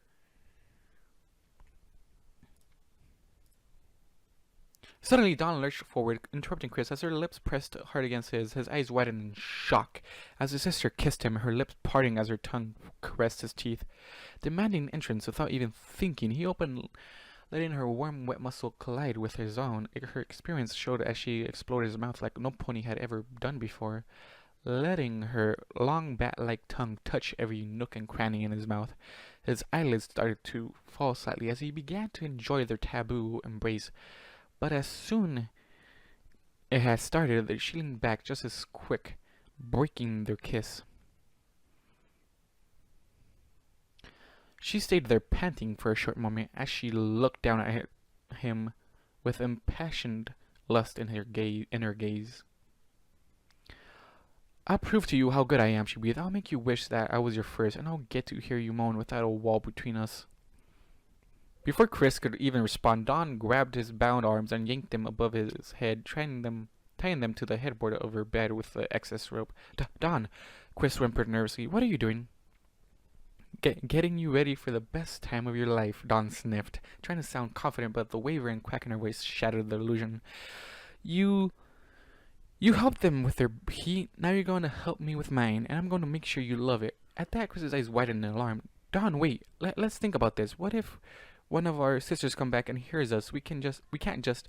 Oh, fuck off, Dawn snapped at him, tears welling in her eyes. Don't give me any of your bullshit excuses to try and get out of this. No point is going to hear, idiot. Besides us, Benumber's the only one here, and she's upstairs fast asleep. What with all the herbs she uses to help her sleep, she's not going to wake up for at least another 6 hours, no matter how much noise we make. Now hold still. Damn. This shit just got fucking crazy. Her fangs flashed as she leaned down and grabbed a mouthful of his shirt. With a jerk of her head, she tore it apart, sending bits of clothing fluttering through the air. With a quick slap of her wings, she hopped down and landed gently on his legs before going to his parents next. Chris yelped in fear as she bit the waistband. Wait, what? Chris. God damn it! My dog escaped. I don't really want to deal with that right now. Chris yelped in fear as she bit the waistband of his pants, showing amazing accuracy as she lifted her head back up and stretched out the hem. She grunted as she continued to pull, putting more and more strain on the fabric until it too ripped into pieces, freeing his now fully hardened member into the cold air. Dawn threw the ripped fabric in her mouth away and turned back to Chris. She froze instantly, her eyes widening as she bared witness to her brother's gently bobbing cock for the first time. Her sights became glued to the impressive length before her. You, Dawn muttered softly, a look of wonder and awe touching her face. You look so different. Before Chris could ask if that was good or bad, she flapped her wings again, giving her a small push as she hopped up and landed right on top of his hips. Chris gasped when something soft and warm pressed up against his throbbing member from underneath her skirt, pinning it against his lower stomach. Her hips started to slide back and forth, working the bottom of his length into a small crevice that he thought was her pussy, but it felt like something was between them, keeping them apart. It didn't feel like skin, but something else just as soft. Whatever it was, she was working on. She was working into him. He didn't want her to stop. Okay, damn it, I'm hungry. I can't. Okay, I need to finish this quickly before I starve myself. It's been 1 hour and 50 minutes into this reading. Goddamn. I agree, Wolfie. But she's depressed. And in the 4th chapter, you understand why. Noticing he was looking down, Dawn used the thumbs of her wings to grip the edge of her skirt. As she continued to slide her warm, damp crotch over his now aching cock, she teased him as she played with the fabric that was blocking his view. Excuse me, pulling it and lifting it slightly as she rocked. You want to see, don't you? Dawn cooed, the lust dripping off her confident words. She didn't give it time to answer as she lifted the pink and black pleated skirt just for him. Chris's eyes widened in surprise as he saw his trapped member being pinned down by a pair of bright pink panties. Soaked in his sister's arousal, he could see the small outline of her folds as they wrapped about his girth, enveloping him in their warm embrace. Though he eluded fabric, he always knew Dawn had a weird obsession for clothing, but he had no idea she wore something like that under her skirt. The sight before him stirred something deep within him, a more perverse side that quivered and throbbed with delight at the lewd display, turning him on even more.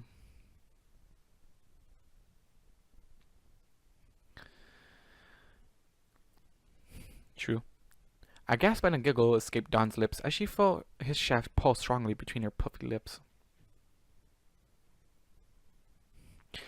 I knew you would like that, she cooed with more confidence as she continued to work her hips back and forth. Her natural lubrication continued to seep through her panties and coated his painfully hard cock, making her sliding all the more easier. My ass saw of a cult friend like this too, but now I'm doing it just for you, brother. I'm just realizing I'm gonna get hard when I finish this up. I'm with you on that, Dark. I'm with you on that. I'm with you on that. Actually, to all 3 of them at this moment. Not sure when. Technically, he has 6 sisters that nope, I'm expecting all this to happen to, including his mother. But you know, Chris here is a human being that got adopted by this bat family, so that's all I have to say. Man. Alright, still no answer on the god. Alright. Alright, I'm not sure if you guys I'm not sure if you're done with the dark thing.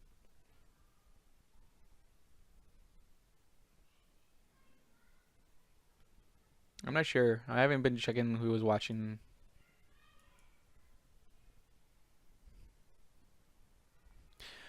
Yeah, but I have to go make something to eat for dinner, so you know, that's gonna be a problem. Chris clenched his teeth and shuddered from her words. Her soft voice rang full of love and affection, which he didn't expect, but found he enjoyed greatly. It was a side of her that he had hardly ever heard, but it was beautiful to him despite the fact it was coming from his sibling. Tell me, she whimpered as her hips picked up speed, kneading his length into his lower abdomen. She needed to hear it come from his mouth. Tell me how much you love it. Chris clenched his eyes shut and bit his lip. He wanted to tell her just how good it felt to have her press against him, her panties and warm pussy massaging. Yeah, that's the perfect word for it. I'm not sure. His length. But he couldn't. A voice in the back of his head asked if he should be encouraging this behavior, but he didn't want to lie to her either. The scare of almost being caught from before gave him pause, and he honestly didn't know what to do. Dawn, Chris struggled to say what he truly wanted. She snarled at his uncertainty, growing increasingly more upset that his answer wasn't immediately praised like she so wanted it to hear. Why? Dawn growled with a hint of sadness, her hips started moving faster as she pressed herself even harder into his hip. grinding the wet cotton into his sensitive skin. Why don't you like me?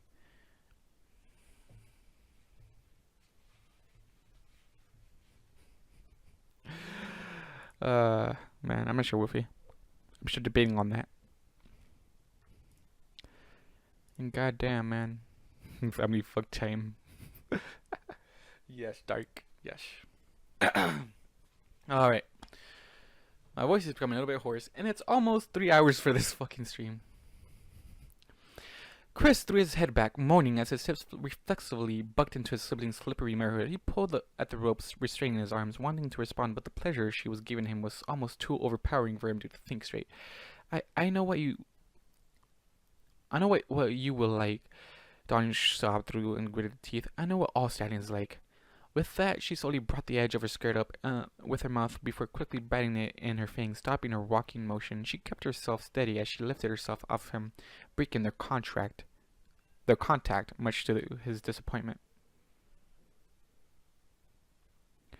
With her wings now free, she used her thumbs to reach down and pull the panties away from her crotch. With a wet, peeling sound, a single thin line of arousal connected her to the pink fabric. For a short moment before breaking once, she shifted her panties to the side, leaving her mirrorhood exposed for him to see.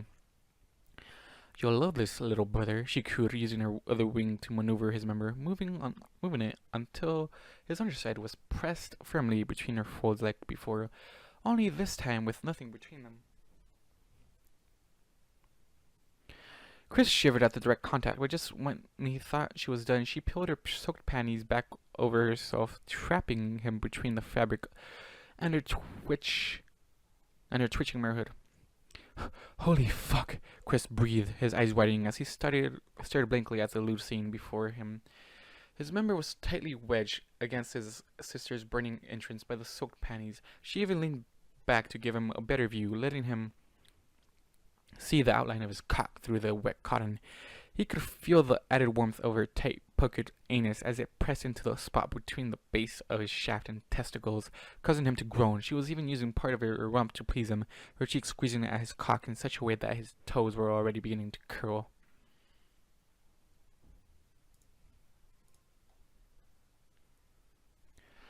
That's what I want to hear, Dawn murmured as she found her balance, then started to shift her hips up and down, using her warm pussy and panties to stroke his throbbing member. Chris's head was spinning as he watched her hypnotic hips begin to bounce, his dick slowly being jerked by the tight embrace of her twitching labia and underwear. He felt himself give a powerful throb and touch something new that tickled the underside of his tip, something that completely threw him off. It was constantly poking and rubbing at the very top of his member, right where her clit should be, something small, round, and hard that... Holy shit, is her clitoris pierced? The shock and depravity of this new realization caused his whole body to tremble, his hips bucking to feel more of the strange metal tickling. His sensitive glands. He wanted to so bad to see it for himself, his imagination running wild with what kind of jewelry she had down there. You like this, don't you? Dawn panted heavily, her body trembling with a need as she slowly began to pick up speed. Her movements became faster as her dripping mirrorhood coated his thick cock in her juices, lubricating it even more. I just knew you would. Giving it into his primal need, his own hips picked up speed, and soon they were both meeting each other with wet smacks that echoed into the dark room. Dawn's flanks jiggled slightly with each impact, causing a soft, almost bashful moan to escape her. Pursed lips with each slap, her breaths were getting heavier and heavier with each bounce, and she stared down at Chris with lidded eyes. She almost appeared to be in a daze, muttering softly to herself, So good. It feels so good. After a while, Dawn started to slow her movements as she looked down at her brother.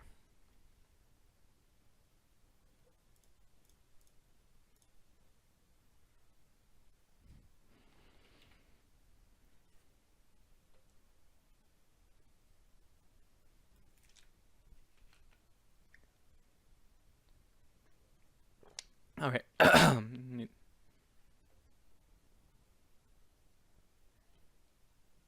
Oh wow, the God thing just gets through now? Are you kidding me, phone? I thought you were supposed to be fast when we home. Oh, a fucking humble god. That's not what I meant. God damn it. One of my friends just said a fucking humble god. I'm like, not what I mean. God damn it, guys.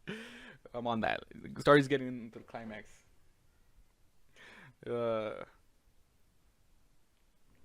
not what I meant.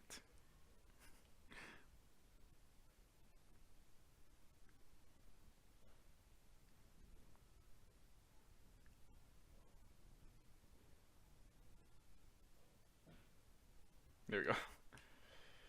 Alright, let's see how long that takes to get to. Okay, should be now. Alright. Oh, yeah. Yeah, she's damn quick, Woofy. Alright. Why haven't you come yet? She asked with a whimper, sadness returning to her demeanor. Able to catch his breath as she slowed, Chris opened his mouth but paused, unsure of what to tell her. Well, it's really nice, but I need a little more too. Growling with fangs flashing, she suddenly pushed herself up, towering over him as his members shifted inside her panties, his tip coming to rest between her quivering folds. God damn it, people are up here. This upstairs should be off limits.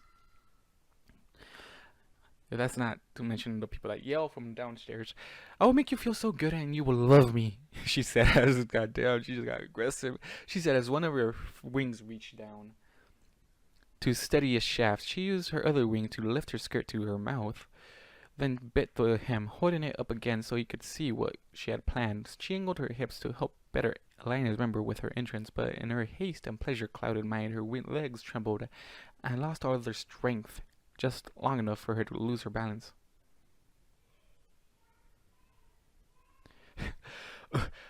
She screamed. The cry muffled through the fabric still trapped between her teeth as she fell hard on her flank, completely impaling herself under her brother's impossibly hard cock, hunting him in less than a fraction of a second. Holy fucking shit. Dawn, Chris gasped out. The feeling of being fully enveloped into her burning hot depths and one smooth motion proving too much for him to handle. He tried to keep himself composed, but her tightly constricting walls twitched and kneaded his length into submission, making any action on his part a challenge. Are you okay? He managed to grunt out. So big, she muttered, though the fabric of her skirt, her head hung low and forelegs trembling. After only a few seconds passed, she balanced herself on top of him, pressing her hooves into his chest for added support as her hips started to move up. Alright. Somebody said ice, so yeah. Somebody clearly knows who I am. If they said ice, the god of ice, that's what it should be. Alright. Dawn, I was about to say Christ. I was about to say Christ. God damn it. All of these speakings of gods and shit. I was about to say Christ. Are you kidding me?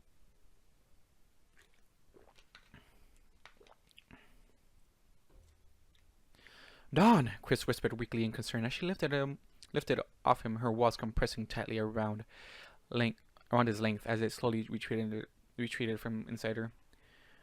Don't I feel good, Chris? She stuttered as she looked up with a strained smile, lifting her skirt a little more with a tilt of her chin. With how well lubricated her insides were, she had no trouble moving, but he was proving to be a lot more than what she was used to. Even with the painful stretching sensation he was giving her, she didn't stop, knowing she would adjust eventually. She kept going, determined to give her brother the best experience he ever had. Her whole body shook as she started to slowly descend upon him again, making sure she squeezed her stomach muscles to better milk her brother's cock. Don't, I feel so much better than the dork and weeb.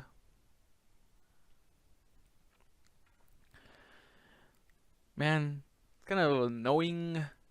Like, she wanted Chris a long time ago. Let's just start with that. Right now, she feels like he hates her. I'm not sure why.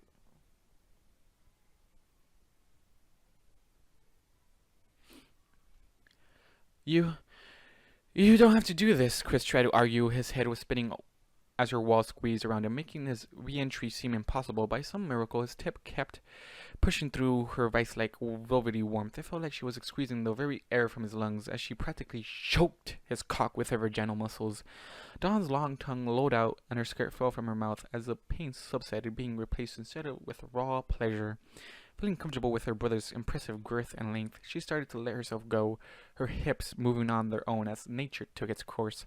I'm doing it, she moaned between her panting, her motherhood tingling with a familiar pressure. I'm meeting with my brother. Chris stranded. I'm not sure. I'm guessing. I'm not sure, Woofy. I don't know. Chris stranded. Oh fuck! I can't. Okay, now I'm stuck on proportions here. Don't worry about it. How about don't worry about it, Chris? I mean, Woofy. Damn it! Chris strained against his binds as his head pressed back into. Wait, Chris strained. Can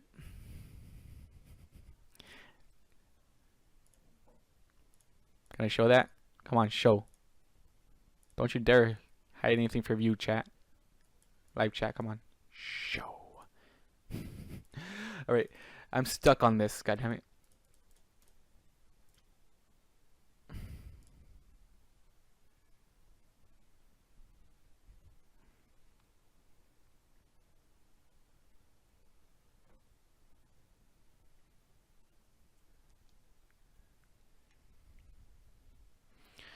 Not sure. Anyways, Chris stranded against his binds as his head pressed back into her bed, his sister's inner walls milking him for all he was worth.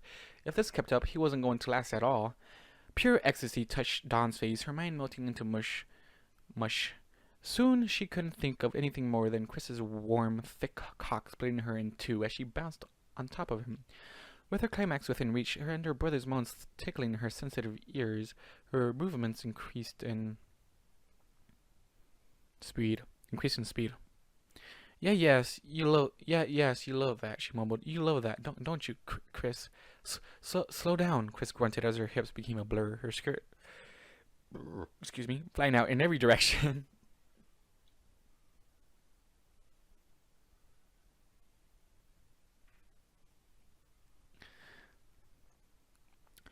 Dawn wasn't even listening anymore, or as her instincts to mate replaced all her rational thought, nothing mattered anymore except her brother's hard-throbbing cock. She couldn't get enough, and her end was drawing closer and closer. Yes, fuck, I needed this, she moaned and panted, doing nothing to stop her climax, as it quickly descended upon her. Come with me, please, Chris, come with me. What is that measured in, Woofy? 8.7... Like what? What's the unit?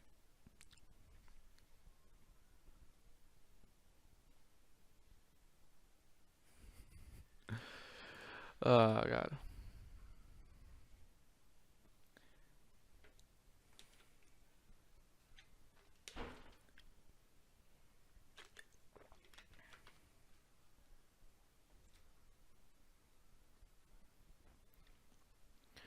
All I gotta say here...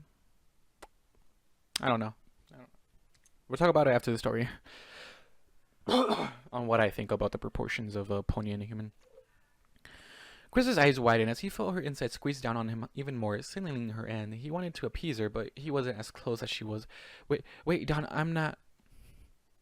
Just then, she used all her remaining strength and slammed her hips down as hard as she could, taking him to the hill as her whole body stiffened and jerked. I'm gonna hate this. She screeched loudly as her orgasm ripped through her. Her essence splashed onto Chris's lap, soaking his groin and the sheets below him. Dawn! Chris cried as her walls twitched and convulsed around him, desperately trying to milk him for what her body truly needed. He tried to give her what she wanted, but he just wasn't close enough.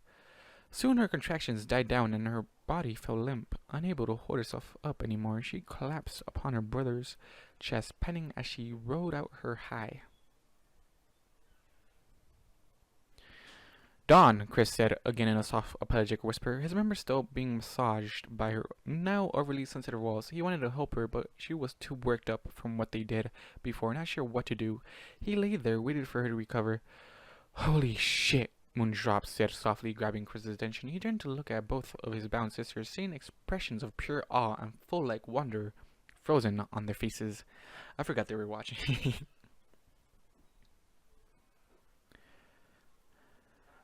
Okay, that was kind of Blue trailed off as she gathered herself, her legs pressing together to help try and cool her arouser. Sexy. Oh my gosh, Moondrop squealed excitedly, bouncing up and down in place since she couldn't do much else. She giggled wildly before turning to Blue with a happy grin. Wasn't that the best thing ever? Did you see the way Dawn used her panties to jerk Uni-chan off like that? Sweet Luna, that was so fucking hot. I have to remember that for my next fanfiction. It's a little bit of metadata right there. A bit of meta right there. Dawn groaned in pain from Moondrop squealing, her hooves weakly clasping her ear as her afterglow quickly left her. Would you two shut up? She growled, quickly sitting up. She scowled at her sister's anger and irritation bottling up inside her like she had never experienced before. Moondrop stopped her bouncing and crouched down behind Blue, trying to hide herself again. Sorry, Dawn. Oh, you two are such idiots. I swear, She showed off as she finally noticed something was off. She didn't feel relieved in the slightest. In fact, she felt even worse than before, but that didn't make any sense. She should have been cured of her Estrus. She should have been feeling the best afterglow of her life, but... Using her wings to lift her skirt again, she quickly jerked her sights down to where she was still connected with Chris. He was still inside her, hard and throbbing, but she felt empty. His amazing warmth was still somewhat soothing, but there was an emptiness that still lingered and burned, a void that still needed to be filled. What? But Dawn whimpered as her vision became blurry. She let her skirt slowly fall back down as she looked up at her younger brother, only to see a look of worry and concern in his eyes. You didn't.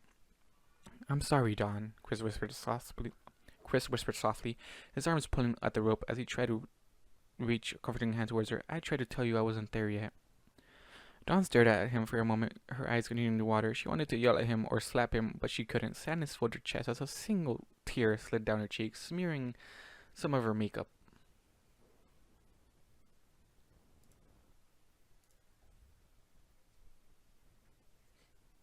Damn. So it's true, she whispered, her head drooping along with her ears. I couldn't please you because you do hate me. What? Chris shouted, trying once again to move out, but was stopped by the rope still tied around his hands. Dawn, what are you talking about? You didn't come inside me after all. I did, Dawn sobbed, the tears now pouring freely now, the dark makeup around her eyes starting to run a little. Every cult friend I've ever had would have come twice by now. But you must hate me and think I'm ugly, and that's why you won't come for me.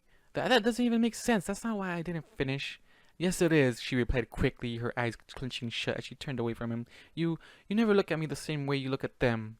This caused Chris to pause and blink up at her confusion. Them? He questioned with a raised eyebrow. Who are you talking about? Them, she shouted, keeping her head turned away as she pointed to their other siblings. Chris followed her hoof to see Blue frowning sadly in concern, while Moondrop's eyes shimmered with intense wonderment, as if she was watching a thrilling romance novel movie. It feels like that. I've seen how you always look at the rest of her sisters with love and affection, Dawn continued, grabbing Chris's attention again as she let her hoof fall to his chest. But you never look at me with those same eyes. No matter how much makeup I put on, or how expensive and flashy my clothes are, you never see me like I see you. What the fuck? Oh, god damn it, Dawn.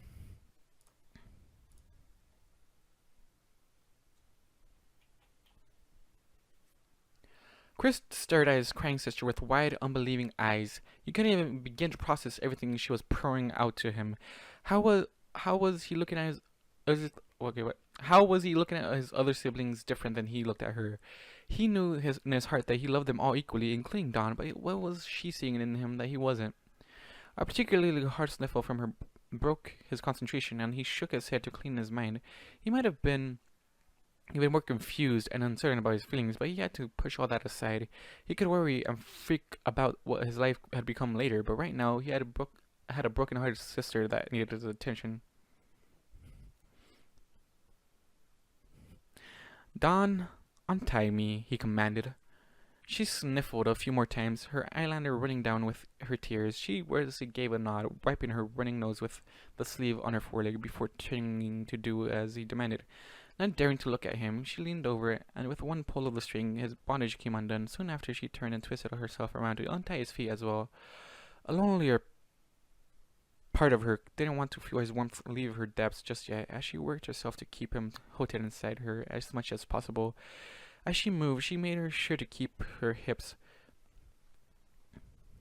pressed against his and flexed her stomach muscles to hold him tightly within, a gesture that wasn't lost on him as he grunted in pleasure. Chris gripped one of his wrists with his hand and rubbed it, wincing as he saw how red his skin got from being tied up so tightly. I'm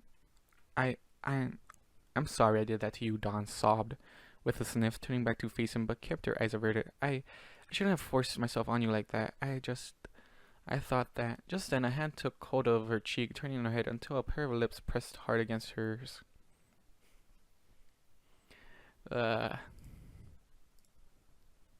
He's still being the brother here. I said that wrong. Dawn moaned out in shock. Her eyes widened when she saw Chris kissing her. His eyes were shut and he tilted his head to get a deeper angle, sending a chill down her spine. Letting all inhibitions go, she closed her eyes and pushed back against him, letting her mouth open so their tongues could meet. This time she allowed him to take control, letting his wet muscles softly wrestle with hers. They both hummed in delight as they took in each other's flavor, letting their second kiss last even longer than their first. Just as she was getting into the kiss, Chris stopped and pulled back, ending their embrace with a soft and wet smacking sound. A thin line of their combined saliva connected their lips before breaking into nothing. Why? Dawn started to ask in confusion, but Chris wrapped his arms around her, pulling her into his chest. She didn't hesitate to wrap her forelegs around him, letting her cheek nuzzle against his. Dawn, I don't know where you get the idea that I somehow don't care about you, but it's not true. Chris whispered lovingly into her ear. She said nothing. Oh shoot! She said nothing as she nuzzled her cheek into his even harder. Tears started to well up in her eyes again, but this time they're happy. I don't know why you have this idea about me, but I know in my heart that I love you all the same. Chris continued, rubbing her back reassuringly. And I know for a fact that I care for you deeply, and I truly love you, Dawn. You do? Dawn whimpered, sniffling a few times. Do you love me the same as Blue Moon and Moondrop? Why are you comparing yourself?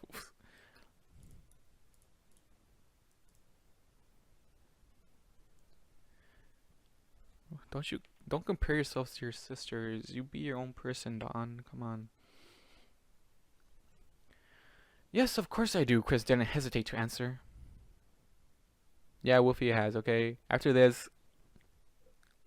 Yeah. I'm going offline. Then why didn't you come? She continued, letting herself relax in his warm embrace. I don't understand. All my old cult friends love the panty trick. That felt amazing, sis, he replied happily, telling the honest truth. I've surely never experienced anything like that before, and it was the sexiest thing I've ever seen. Moondrop whined sadly, as if she was disappointed with that answer. He thought he heard her mumble something about her throat fucking being sexier, but he just rolled his eyes. I honestly don't know anything about other stallions, but it takes a little more than that for me to reach my, peak, he continued. Really? Dawn whimpered.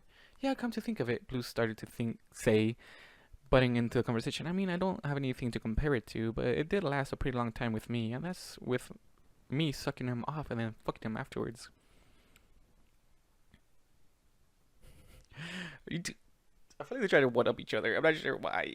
Ori-chan came fast for me when he was fucking in my throat, Moondrop added quickly with a snooty attitude and a hint of pride, still sore about Chris's last comment. But then she started to soften. Actually, come to think of it, he did last for a while, especially when we were having sex. But no stallion has that kind of stamina, Dawn tried to argue weakly. Well, I mean, I'm not exactly normal, Chris said as he broke their embrace, holding his sister out in front of him. I mean, look at me. I don't even come from this world. Maybe my kind just needs more to reach their peaks. That depends on the person. That depends on the person.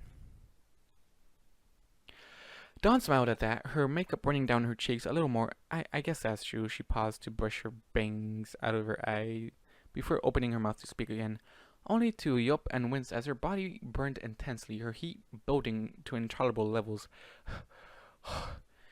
Chris cringed as well, feeling his member being crushed by her twitching marehood, keeping him hard. She nearly collapsed onto his chest again, but caught herself off with her hooves. I'm really sorry I did this to you, but having your hard cock inside of me is driving me insane. I'll get it up. I'll get up so you can leave, and I can just use my cooler. Just as her hips were starting to slide off her brother, she yelped in surprise when his hands reached out and grabbed her sides, pushing her back down. She gritted her teeth as her body jerked with pleasure, being filled to the brim with his comforting warmth again. Once she could collect herself, she slowly looked up in confusion. No, Chris said flatly, once their eyes met, making her do. Wait, what? No, Chris said flatly, once their eyes meet, making her to jerk her head up in shock. Why? Dawn, I forgive you for what you did, and I am sorry that I didn't see how much you needed me before, but I'm here now, and I want to help you. You mean we can keep going? She questioned with hopeful eyes, even after everything I've done? Chris nodded. I'm here for you now, and only you. You can do whatever you want until your Estrus is satisfied.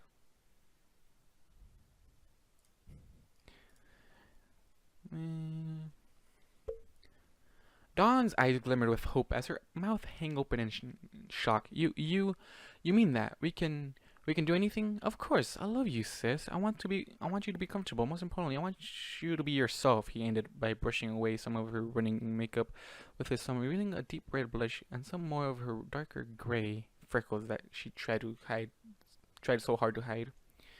She started to smile at that, lifting a soft giggle escaped her lips as his finger tickled her cheek. She went to reply when Moondrop suddenly shut up. Dawn, making him lick your pussy. It feels so good, she shouted, causing everyone in the room to wince and look back at her angrily. Once all the attention was on her, she squeaked and crouched down, trying to make herself small again. I mean, if you want, just an idea. It did feel really good. Blue jabbed her elbow into Moondrop's side, glaring at her to help drive the massage home. I'm sorry, Moondrop said softly. I'll be good.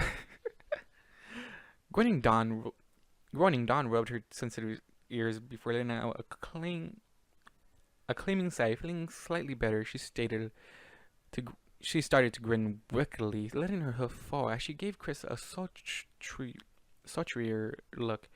You know, maybe the weeb is onto something. Oh, Chris questioned with a nervous and somewhat bashful chuckle. You want me to? Yeah, Dawn said, her grin growing a little more. I think I'd like to try that.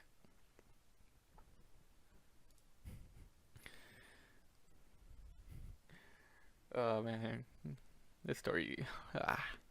Before he could react, Dawn slowly stood up on shaky hooves, his dick slowly sliding out of her still clenching marehood. They both shivered once he finally popped out, his member falling onto his lower abdomen with a wet slap. Dawn scrunched up her face and shivered, missing her brother's warmth already, but quickly recovered and slowly spun around until her flank was revealed to him. Wordlessly, she swished her back and from side to side, wiggling her hips about in what could have been a teasing manner, her demeanor changing to almost the complete opposite of what she was before. A bashful giggle escaped her. Chris bit his lip as he took in the erotic shape of his sister's rump, as if he was seeing it for the very first time. Even though her skirt was still in the way, he could still appreciate how amazingly soft and squeezable she looked. She didn't have the biggest butt around, way smaller than Blue or Moondrop, but that didn't stop him from wanting to see more.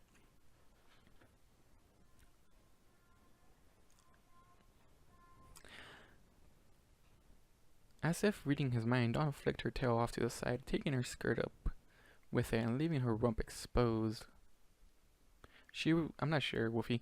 She revealed her supple flanks to him, along with her bright pink and thoroughly soaked panties that had snapped into place over her vulva, the sight causing his dick to twitch eagerly. The outline of his marehood was clearly visible against the drenched cotton.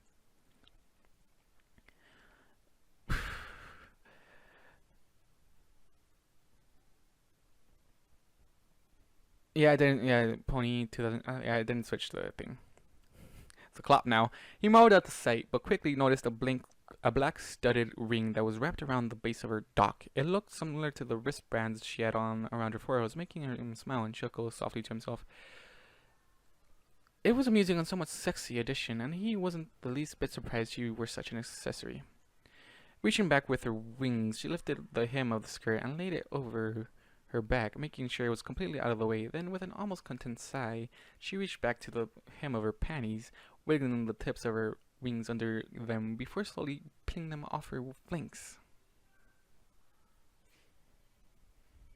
Man, I hope there's still food while I finish this. Chris watched with wide eyes as she shimmied her hips and worked her way out of the lewd undergarments, the pink fabric stubbornly sticking to her mirror like a band-aid, coming off at last as her waistband reached past her thighs. Thin shimmering lines of her natural essences kept her connected to the soaked cotton as her twitching pussy was revealed to him at an agonizing slow rate.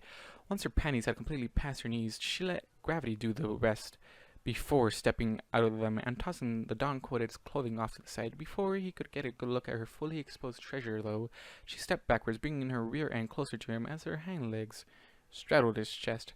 She paused, giving her flank another quick wiggle as she peered at him from over her shoulder.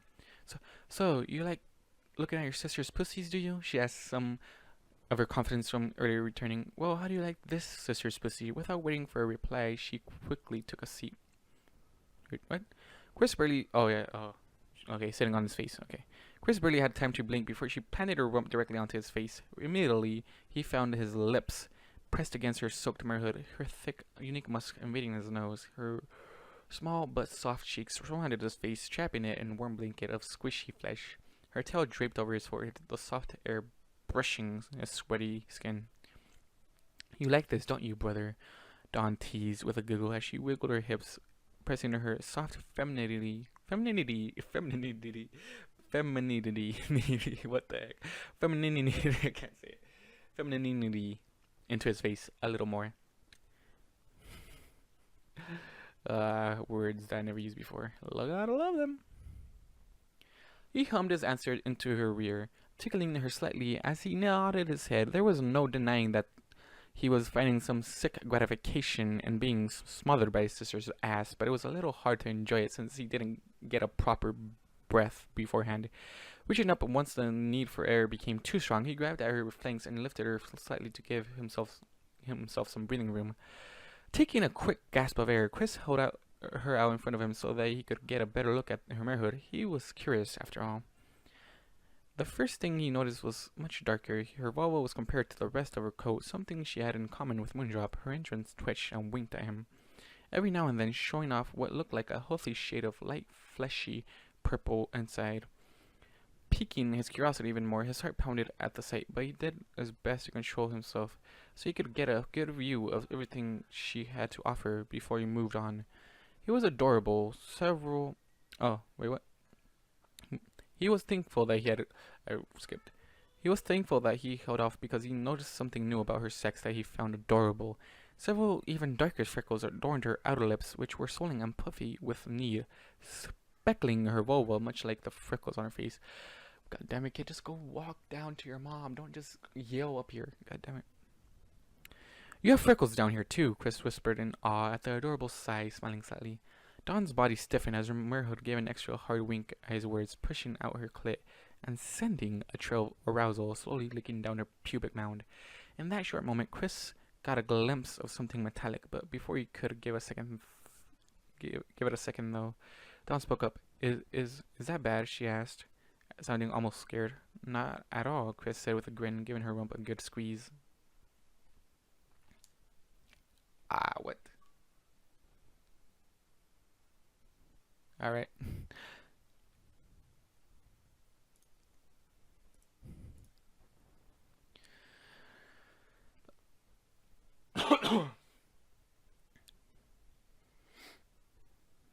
Whoa, Dawn moaned in slight surprise as his fingers flexed and kneaded at her rump, helping her to completely forget about him discovering more of her freckles. That felt kind of good. Chuckling to himself, Chris looked back to her treasure before murmured softly, "It's beautiful." Don't.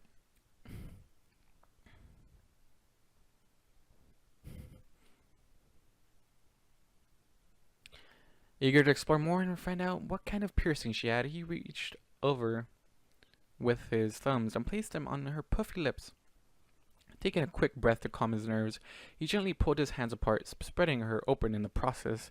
Dawn shuddered and cooed as her most intimate and private area was exposed to the cold room, but she remained still for him. You really like looking at pussies, don't you? What the fuck?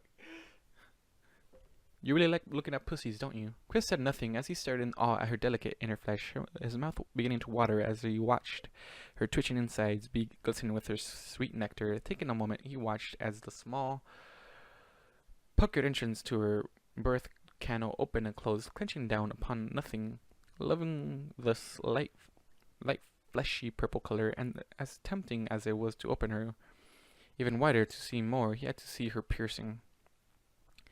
Shifting his eyes down just a touch, her now exposed clitoris was in full view for him to see it. It was pulsed and twitched, jingling the small silver ring that pierced it. The smooth metal glistened in the dim light, dripping with her arousal as it was moved about. As it was moved about by her love button, a small metal bead rested in the middle of the ring, making him think that it was the best part he felt before, but part of him wished he could feel it again. "Your ring is really pretty," he whispered loud enough for her to hear. Dawn squeaked shyly at his words, bright blush creasing her features. You like it?"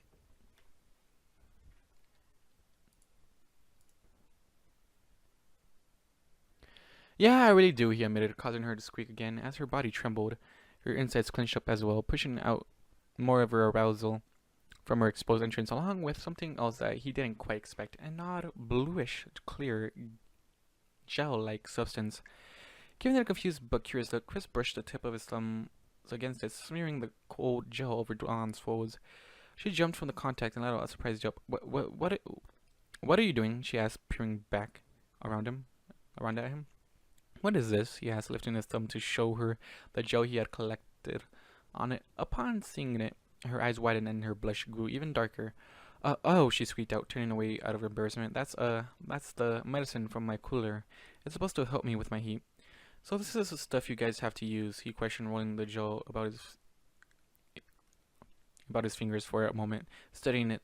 Soon his fingers started to feel a little tingle. At first he thought that was just his mind playing tricks on him, but eventually the flesh that the gel touched started to feel a strange cooling sensation. "Whoa. It feels a little cold." Yeah, it does that," Dawn said with a hint of discomfort. Can we please keep going? My heat is really starting to act up." He was about to comply with her demand, but a thought hit him. Is this stuff safe to, taste? It's not toxic, she moaned quickly as her embarrassment rose, backing her hips slightly. Please, Chris, this is getting to be too much."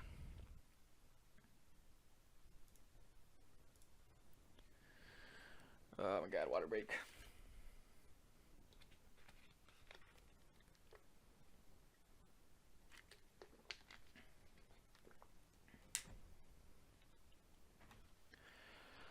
"Right, sorry," he said as he peered up at her twitching marehood. If he could, he would have taken some pictures of her beautiful femininity, but he had to focus. Taking in a good, deep breath, this time, he lowered her onto his face again, letting her pussy fall onto his lips while her warm, puckered anus pressed against his forehead. His tongue quickly lashed out, tickling her damp folds before slipping inside her heated depths, causing her legs to spasm. Oh, she moaned, as her tail thrashed above his head, wiping his hair back and forth. That feels kind of funny." Chris continued to lap at her, sampling her juices. The sweet taste of grapes filled his mouth, along with a surprisingly bitter, almost alcoholic taste from the gel, prompting him to grimace slightly, even though the weird combination kind of reminded him of an tasting wine. He continued to drive his tongue into her twitching walls. She winked again, her pierced clit brushing against his chin in the process. "Oh, shit." Dawn's breath caught in her throat as his muscle wiggled and lapped at her insides, tickling her walls in ways she never could have imagined before. She could even feel her piercing rubbing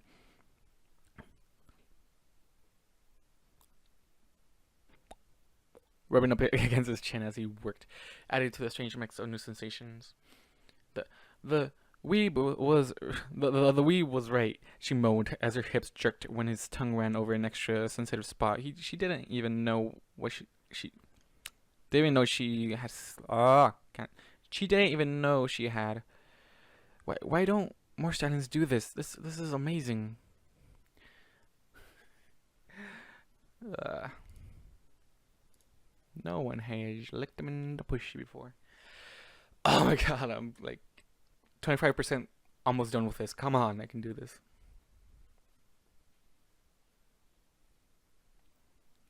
I told you, Moondrop said excitedly as Blue leaned against her. The filly had her thighs clamped together, rubbing them against each other awkwardly as she watched the scene before them unfold. Moondrop took a notice and nudged her younger sister to get her attention. Want to try it? Blue's eyes widened at her sister's suggestion, but a moan from Dawn caused her to look back at the lewd scene. A deep blush appeared on her cheeks as she bit her lip, shifting uncomfortably as her arousal rose. After a while of thought, she looked back to Moondrop and nodded her head, giving her a silent consent. Moondrop just grinned at her before shifting herself around so she was in front of Blue. Lay back. Blue did as she was told, but looked over to Dawn and Chris again, watching as they continued to go at it. Dawn moaned loudly and shivered as Chris's tongue gave her a particularly hard lap.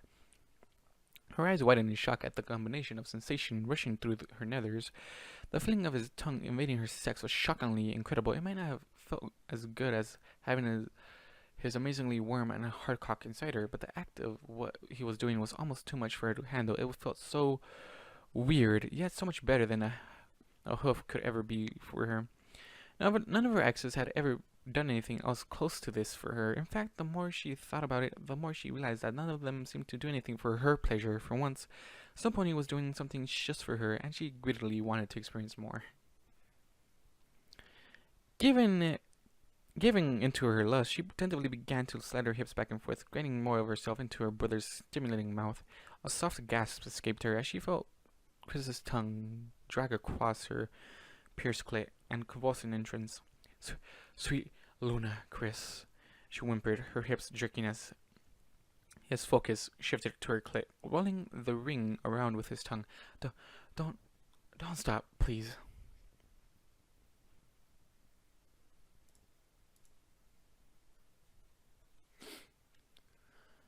Chris doubled his efforts, pressing himself harder into her soft, warm sex, much to her added enjoyment. All the strength left her forelegs when Chris's lips wrapped about her clit and ring before giving them both an unexpected suck. She gasped as her sensitive button was harshly pulled into his mouth, causing her to collapse upon his stomach. She lay there for a moment, twitching and breathing heavily before her nose bumped into something hard yet flexible. Cracking open an eye, she blinked upon finding Chris's throbbing member pointing straight at her.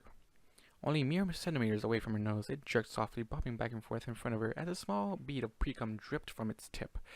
It was still damp with her juices from earlier, some of the gel from her cooler smeared on it as well. Oh, she breathed with a blush as she watched him throb in front of her. She was embarrassed about her medicine being smeared on his length, but the powerful musky scent that emanated from his member helped her to forget all about that. Biting her lip, she gingerly pressed her muzzle into it before closing her eyes and taking in a deep breath, though her nose, deep breath through her nose. She sighed as she caught her an even bigger waft of his scent, a heavy, musky odor that caused the heat in her belly to swell to an almost unbearable level. She lay there inhaling his masculine aroma while enjoying the feeling of his tongue caressing her dripping folds. Her mind slowly began to melt from pleasure.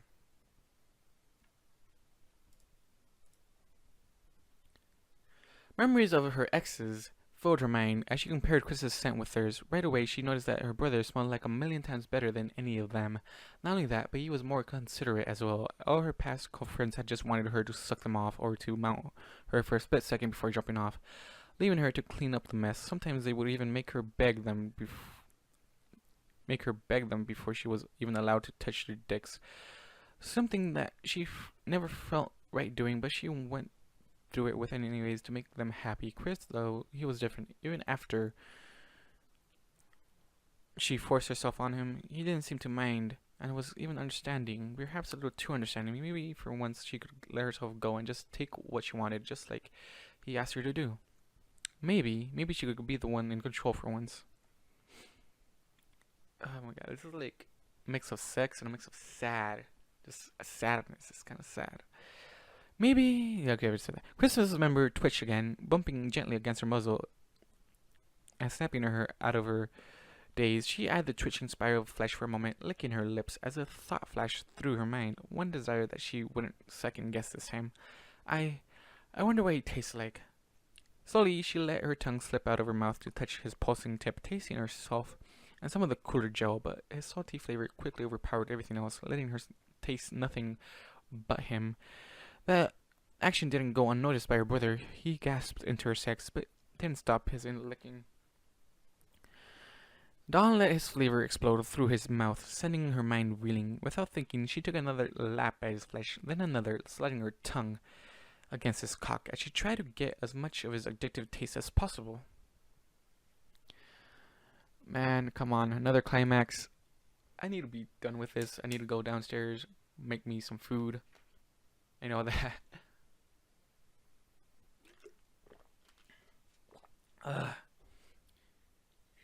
You know, I'm not really gonna read these long stories on streams. That's it. Chris's hips bucked at the son's attention, a groan of approval escaping his lips, which she could clearly hear and feel. A small smile touched her lips, and as a swelling pride rolled up inside her, she was making him feel just as good as he was making her feel. She gave his length another lick, only to cry out as he suddenly captured her clit in his lips. Began, this time using his tongue to flick and roll her piercing around in his mouth. Dawn's wings flared wide as her back arched, just jolts of pleasure breaching up her spine as he played with her exotic jewelry. She groaned weakly before quickly pressing her own lips to the tip of his cock, her tongue pressing against those swollen glands as she tried to return the favor, not wanting to be outdone by her little brother. She didn't stay there long, though, slowly working her way lower, leaving a glistening trail of saliva in her wake. As she moved to his base, brushing her muzzle against his delicate sack, she inhaled softly before planting a gentle kiss on the first orb, then the other. Then, just as slowly she started to slide back up his shaft until she reached his head again. She suckled on it for but a moment before her lips parted around his girth, and then began to slide his member into her mouth once again. Steadily, she took more and more of him into her hungry maw, her jaw stretching to accommodate his admittedly impressive size. She used her tongue as well, massaging his length as it entered her, pressing it up against the soft ridges of the roof of her mouth, just like how her exes liked it. Her experience bore fruit as she felt him stop licking for a couple lonely seconds as he moaned loudly into her sex. Come on, I just want to be done. I honestly just want to be done right now. Giggling, she smiled around his length, feeling her confidence return, and her pride continued to increase as she moved forward. More and more of his member entered her muzzle as she moved closer to his base. Soon his tip started to slide into her throat, and her eye began to water. This was the part that she was never very good at, but she did her best to take as much of her brother as possible. She closed her eyes and tried to push forward, but her gag reflex stopped her, and she had to ease back, opening her eyes. She saw that she still had ways to go before she could stop.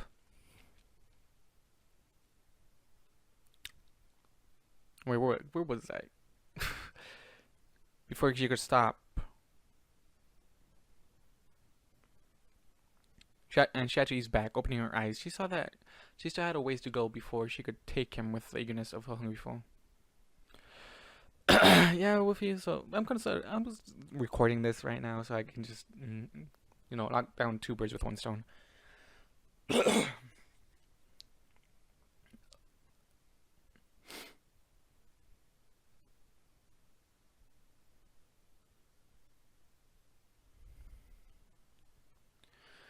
Wait, did I just say this? I'm not even sure if I just said it. So opening her eyes, she saw that she still had a ways to go before she could take him fully. Since she couldn't take any more of the thing, she tried to make it up for it by nursing on him with the eagerness of a hungry foal. Okay.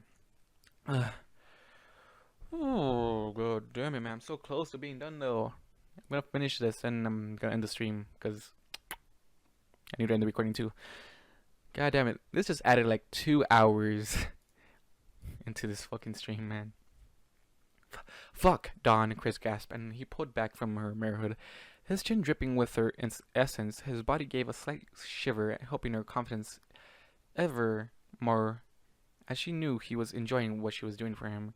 With a happy moan, she continued to suckle on his cock, wagging her hips at him wordlessly to wordlessly hint at what he should be doing right now.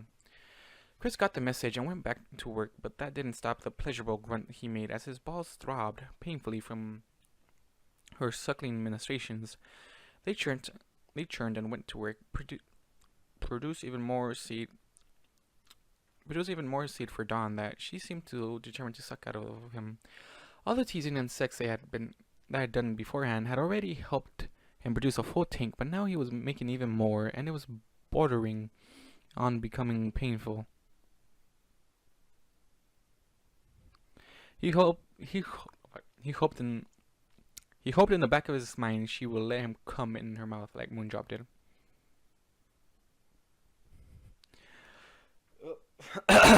You're doing it.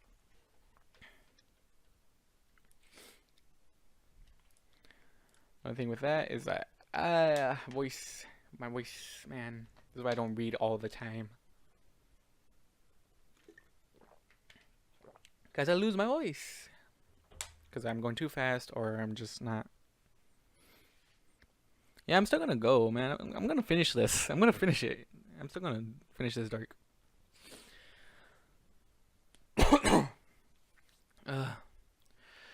As if sensing his impending climax, Dawn eased back and let his length pop free from her tightly pursed lips. His now saliva-covered member slapped wetly against his lower abdomen, and she quickly descended upon it, showering it with sweet kisses.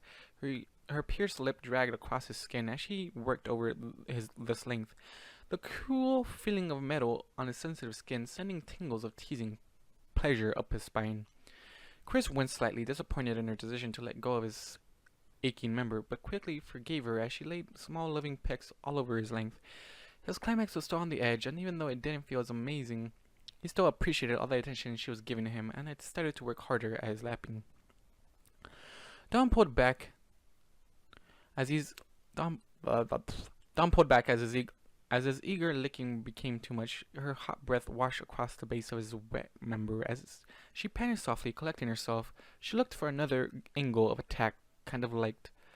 Wait, what? No, another angle of attack she could use against him. Her eyes landed on the part of the male anatomy that she admittedly kind of liked. An idea struck her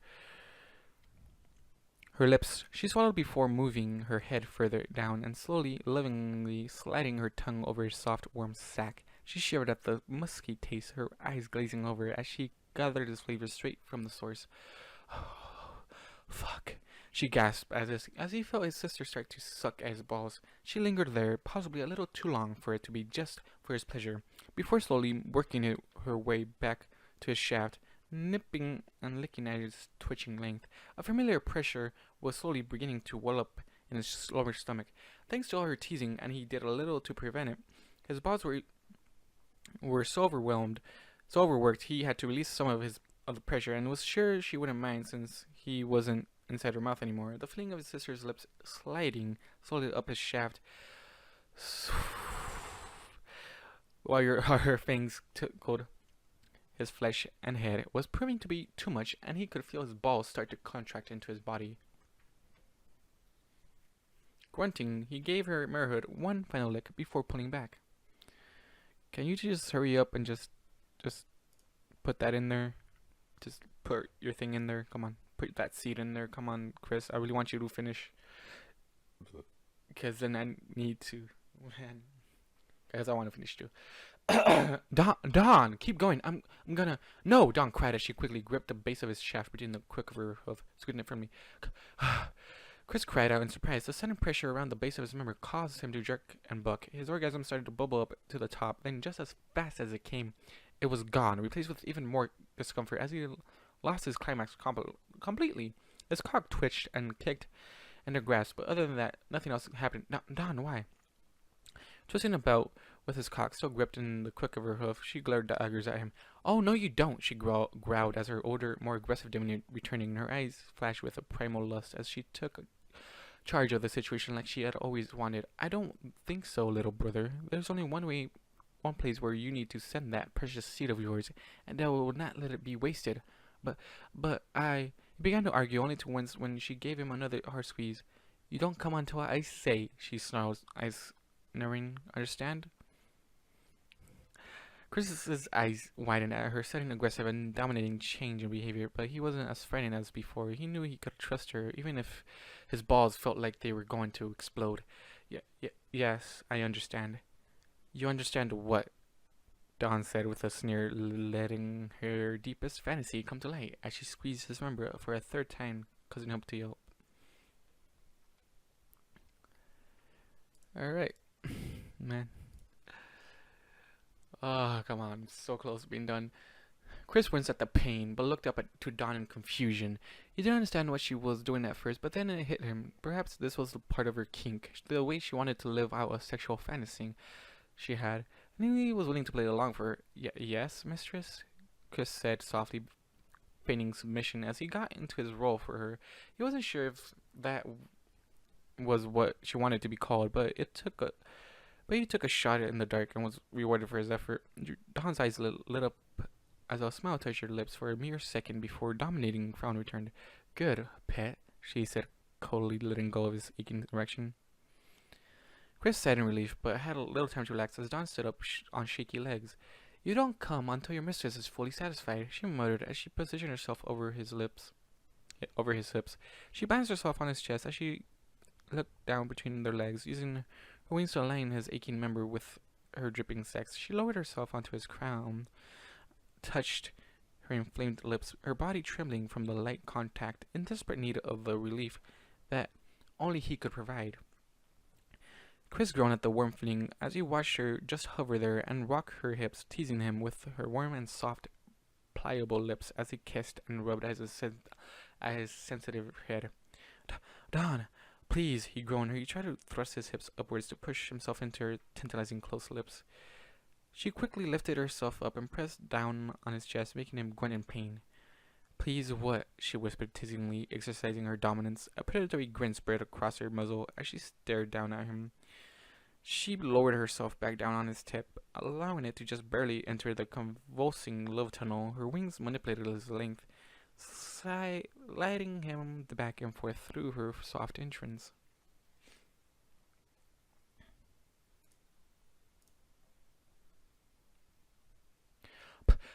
Please, please, Chris grunted as he tried to get the words out, wincing as the pleasure as he felt his mind turn into mush from her stimulating glands with her heated sex. He tried to buck his hips once more, but she was already ready and held him down, causing him to finally shout, Please, mistress! Grinning as she reveled in the power she had over him, Dawn leaned down and slowly nibbled on his earlobe before growling lustily in his ear. That's a good pet. She gave his ear one last nip before straightening up again, grabbing the hem of her skirt with her free wing. She lifted it up, giving Chris a good view of their light connection. I want you to watch, pet. Watch as your mistress claims you, she breathed, letting her hips drop just enough for the head of his member to slip into her welcoming depths, prompting him to moan loudly. Oh my gosh, Moondrop muttered from off the side, lifting her wet muzzle from her little sister's crotch. Are you seeing this, Mooney? Blue groaned in a daze as she squirmed in her bindings, then grunted angrily. Yes, Moondrop, but I'm so close. Please keep going. All right, she said as she dove back down into her sister's lap, her eyes glued to where Chris's and Dawn's hips were together. Chris let out a low groan as he watched his twitching length slowly disappear back into his sister's body. He didn't realize how much he missed her warm, velvety embrace until he was welcomed back into it, but he needed more. Every instinct told him to buck his hips, but he knew he couldn't disobey his master. Please, mistress.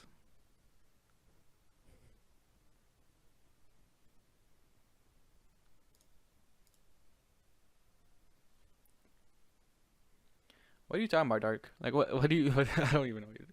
With a grin, you know. Dawn released her hold on the base of his member and, in one swift motion, dropped down onto his lap, thanks to the thick coating of her saliva and her and her walls still being adjusted to his shape from before. Her descent was effortless, and she had no troubles when he bottomed out inside her, though their hips collided with a wet smack, and they both cried out as they were united once again. Oh, oh, fuck, mistress, Chris bellowed, as his member gave it a hard and eager throb, feeling her tight walls caressing his length yet again. Stunned, Dawn just sat there as she moaned, her swollen and overly sensitive lips squashed against her brother's hips. His cock buried deep inside her belly, her forelegs trembled as her vaginal muscles clenched down on the sudden intruder, instinctively massaging him for his seat, even though his entry back into her body was effortless. Once he was completely inside her again, he felt as if he grew another inch.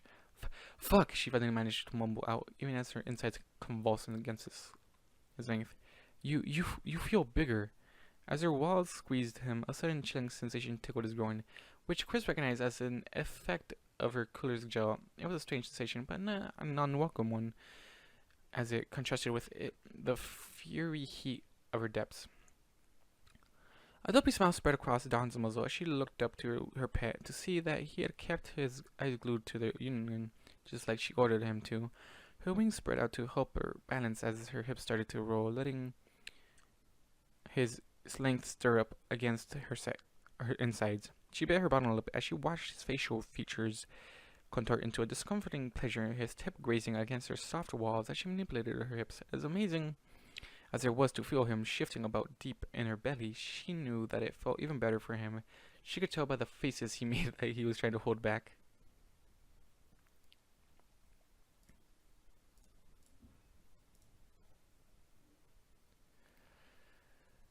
Man, right. Need a water break. Definitely need that.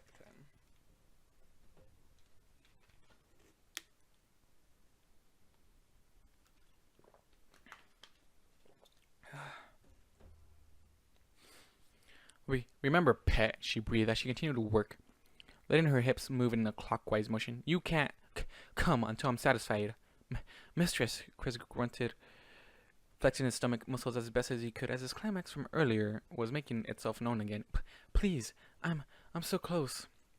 She hummed thoughtfully to herself in a sensual tone, then stopped her movements. I guess you have been a good colt for your mistress, and good colts get rewards. With that, she planted her forehooves on his abs before pulling herself up off his length. Her male hood clenched down on his escaping cock as it slid out over her, milking him slightly until his length was almost outside of her warm tunnel. Chris had only a moment to register the uncomfortable feeling of being exposed to cold air before Dawn suddenly dropped back down, thrusting his length deep inside her again. Their hips slapped together, and she used the momentum to lift herself up again, only to fall once more. Chris groaned, thought-gritted teeth as her hips started to bounce off him faster and faster. Her pace picked up until she was riding him hard, nearly pulling off him completely, and only to slam him to the hill a moment later. The sound of loud, wet smacks quickly filled the air, along with the thick, musky scent of sex. Fuck, mistress, Chris grunted, wincing as her insides practically crushed his cock. He knew she was intentionally squeezing him down on him, making it even harder for him to hold back. Please, you're too tight.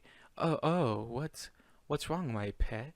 Dawn laughed between her panting, painting a caring and motherly tone as a wicked grin touched her lips. Does your mistress feel too good? You wouldn't want to disobey your mistress now, would you?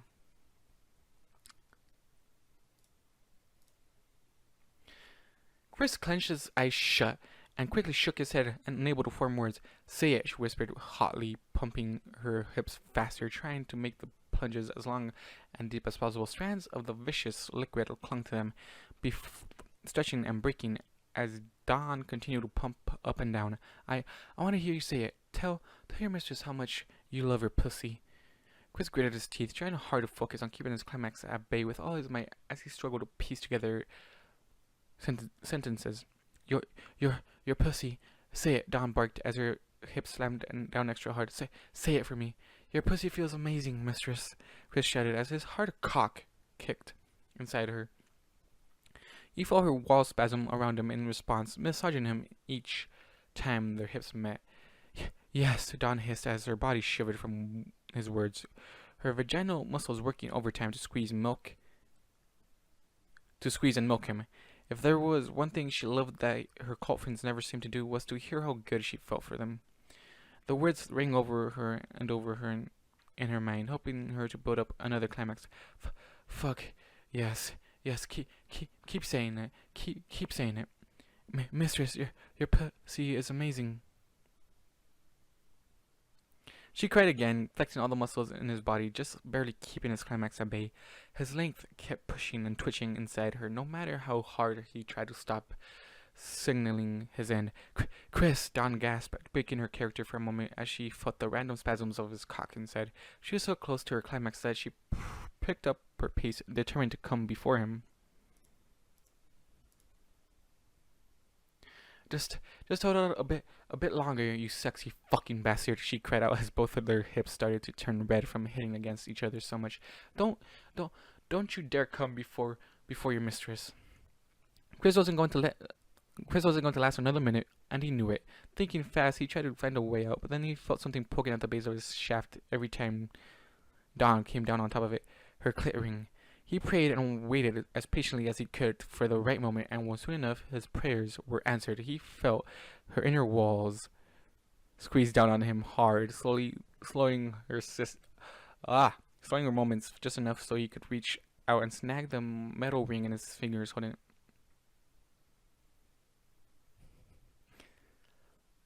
it. Alright, Pony, I don't really need that right now. Wait, you better not be listening into this with speakers on. That's all I gotta say. Alright, where was I? Slowing her movements just enough so he could reach out and snag the metal ring in his fingers, holding it fast. Dawn looked up instantly, her motherhood clenching down on him hard as her eyes widened. Wait, no, don't pull on that. Throwing back her head, she shrieked as Chris tugged on the piercing, pulling her clit farther out of its hood. Her inner walls exploded into activity, rippling and spasming around his length in sporadic bursts as she showered his crotch in their essence. Eyes rolling up into the back of her head, Dawn lost all the strength in her legs and fell straight down, pushing the head of Chris's member up against her deepest barrier. God damn it. I'm so close to finishing this. Okay? This is the last time I'm actually gonna do this live, because this is hard. Alright, bye, Pony. I'm almost done. Feeling his tip being crammed up against her cervix proved too much for Chris to handle. Even if he was still trying to hold back, there was no way he could have lasted through this. Feeling this climax hit, he let his head fall back into the bed as his hands gripped Dawn's hip, keeping her in place as he finally felt the dam burst. Being mindful of Dawn's sensitive hearing, he cried out loudly in a muffled groan through gritted teeth as his balls finally released their overworked payload. His member kicked hard and pulsed as the first jet of seed almost painfully erupted and deep inside her core. His molten incense quickly spread out and coated eerily sensitive walls in one of the thickest layers of baby batter his body has ever produced. Finding a new breath, Dawn cried out all over again once she felt like the first powerful burst of blissful relief pool against her cervix. Her whole body melted into a jello as she completely collapsed on top of her brother, her forelegs instinctively wrapping themselves around him as he continued to fill her with what she craved the most. Chris kept his grip on her hips, his fingers digging into her coat as a new burst of even thicker sea shot out for his tip, filling what little vacant space she had left. Dawn couldn't do or say anything as her body and mind melted into a mush. She could feel each powerful jet or warmth pool deep inside her, washing away her burning itch and replacing it with pure, refreshing bliss. She shivered, whimpering weakly as his third volley stuffed her completely, leaving no space unfilled. Every nook and cranny was completely occupied with his seed, some even leaking through her cervix and into her receptive womb. Each new spurt after that only pushed out what he had already gave her, causing it to leak out from their union and collect onto her bed. She mindlessly tried to squeeze her marehood around his pulsating length to keep more of his gift inside her, but it was a losing battle. More and more of his essence continued to leak out as his balls kept emptying themselves inside her. Oh my god.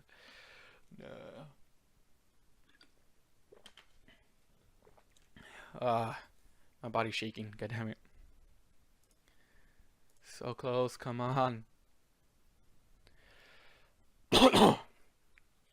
Coming down from one of the best orgasms she had ever had, Dawn's own body became just as limp as her brother's. She lay there, panting heavily into Chris's ear, as small tremors ran down her spine. The gift, excuse me, he left her in her belly, continuing to soothe her and fill her with a sense of belonging and love. Her wings hung limply on either side of the pair, only the tips of the fingers moving slightly. A thick haze of sweat and musk hung over the room, the overwhelming smell of sex clinging to all of them. Murmuring softly, Dawn's forelegs wrapped themselves around Chris's chest again. Once her mind started to come back, she whimpered as she reveled in the afterglow of something she had felt only once before. And even then, it didn't compare to what she was feeling at the moment. Somehow, she was more satisfied, more complete, and she didn't want the experience to end.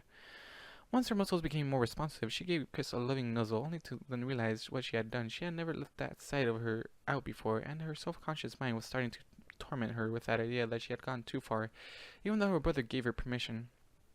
Slowly, almost wearily, she lifted her head and gave Chris a frightened look. That wasn't too much, was it? I wasn't too rough or mean, was I? I mean, I didn't hurt you, did I? What? Chris tried to answer, though his panting blinking up at her in a daze. Dawn pushed herself up to give him some more room, keeping him slowly wilting member inside her. As she sat up and looked down at him wearily, she shivered a little as she felt his seas shift inside her and leak out a little more, but kept the serious look on her face. I know you said it was okay, but that whole mistress thing and not letting you come, that wasn't too mean or weird for you, was it?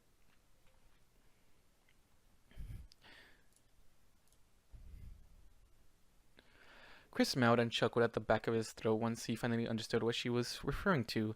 He weakly raised his hand to touch her cheek, but lost his strength halfway to her and settled on rubbing her thigh reassuringly. No, Dawn, I'm fine, and you weren't too rough. I was actually getting into it. It was kind of fun. You were? She asked with a tired sigh of relief, then proceeded to flop over on her side, rolling off of him in the process. A softening member slipped out of her with a wet plop, a stream of cum gel arousal mixture oozing from her gaping marehood as she laid beside him on her bed. That's good. Chris chuckled softly, but said nothing as he continued to lay there, trying to catch his breath. He was thankful that he seemed to have helped his sister, seeing her completely change from when the whole event first started. She seemed a lot nicer which was good, but also at peace, which helped him feel slightly better about what he did. The movement off to his side caught his attention, breaking his train of thought as he wearily turned his head towards his other two sisters that were still in the room. Blue Moonshine was lying on the floor, collapsed into a pile of pure bliss. A smile spread across her hips, pleased as punch. Her marehood was a sticky mess of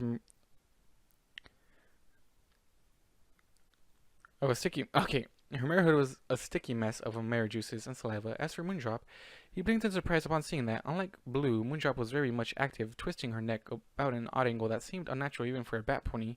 She was gnawed determinedly on the ropes, wrapped around her legs and barrel. Within a few seconds, she had been bitten through the last strand, and the tattered remains fell away. Oh, come on.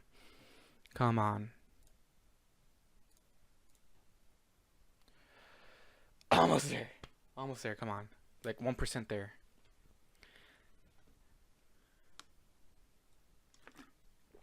Alright, all the sex is done. This is just the aftermath. Oh, once she was free, she shot to her hooves, giggling excitedly as she danced in place. Sweet Luna's teats. That was so fucking holy. Holy moon, I'm so glad I stuck around to see that. Both Blue and Chris jerked upright in shock, staring up at Moondrop with blank expressions on their faces. Dawn was too out of it to notice or care. Wait, Blue finally managed to say as she stared up at her sister in confusion. You could have gotten free from the ropes at any time? Oh, did I not tell you? Moondrop said, rubbing the back of her head with a hoof awkwardly. I guess I just assumed you knew since I had to get myself out of situations like this before. What? Blue said, her eyes unbelieving. Yeah, remember, I've told you that self-bondage can be a tricky thing, and sometimes you got to get out of your binds quickly in case somebody comes home early.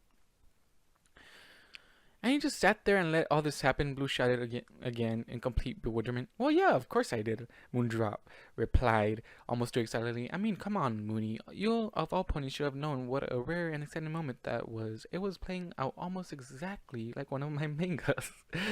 It was so amazing. Do you think I would stop something as beautiful as that from taking place? But Blue tried to reply, but was at a loss for words. So am I. There's no time to talk about now. There's no time to about. Fuck. Why am I going to random voice? There's no time to talk about this now, Moondrop said as she helped untie her little sister. Once the Blue was free, Moondrop's entire body was started to quiver with unsurpassed energy, so much so that Chris began to worry a little. A trail of arousal crept down her inner thigh, but she seemed not to notice. I have to go masturbate to this right away and write down everything before I forget it all. The fuck?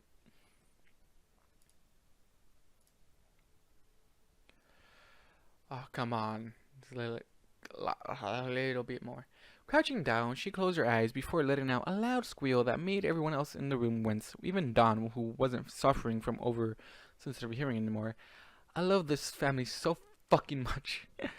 Before anyone in the room could even think to ask what in the unholy sun was wrong with her, she dashed out of the room giggling to herself. It was hard to catch what she said as she bolted, but Chris thought he heard her say something about panties jerking off a cock and writing about a new female domination fanfiction.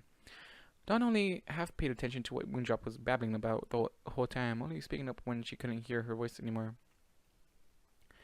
What's wrong with that mirror? She mumbled weakly. A lot, Blue muttered as she laid on the floor, stunned, but she couldn't help the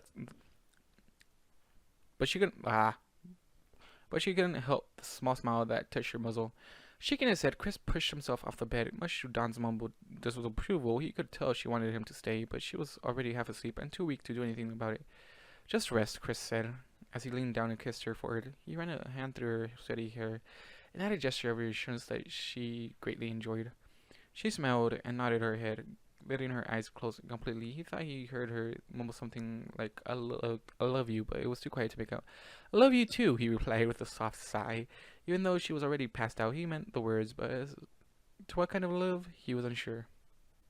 Stop worrying about your morals, Chris. You're a human being. That's fucking all your sisters are your step-back pony sisters. Oh, thank God, man. One more page. He took a moment to really look at Dawn as she rested. Her mane was wet and haggard, her coat and clothing slick with sweat and other fluids, and her well-fucked motherhood continued wink while licking thick. Steady stream of him. The sight didn't disgust him like he thought it should have, but it didn't help his confusing thoughts earlier either. This was his sister was looking at, his family, and he was seeing her in a state that only her future husband or cult friend should see her in, not her brother. Okay, Chris, this is something you have to get in your head. In this world, normal colts or stallions are dicks, okay? And you're human, so which means you're more considerate than any actual stallion. Anyways, looking around the room as a smell of sex filled his lungs, he locked eyes with a sweaty-looking Blue Moon who had been watching him the whole time. She gave him a loving smile, as if she was actually happy about what had just transpired. He awkwardly returned the smile, rubbing the back of his head as he looked down at himself. His crotch was a sticky mess, and he reeked of all kinds of musky aromas. Not only that, but his clothes were in shreds. Regretting that he lost his favorite pair of pants, he started to make his way out of his sister's room. Instead of spinning with a turmoil of emotions, and he was unsure of how exactly to feel at that moment. The close call he had with Dawn discovering what he'd done was still fresh on his mind. It seemed that he dodged a bullet with that one, but he wondered if he should keep playing with fire like that. Sighing gingerly, he pushed all thoughts out of his mind as he walked down the hall. However, there was one thought that remained behind. He needed a fucking bath. Alright. What's the achievement for this? What is the achievement called for this? Let me just resize the image right now. It's not just a phase. That's the achievement. We got 25 points for that. Anyways, guys, if you stuck around, good on you, I guess. I'm gonna stop the record. Oh,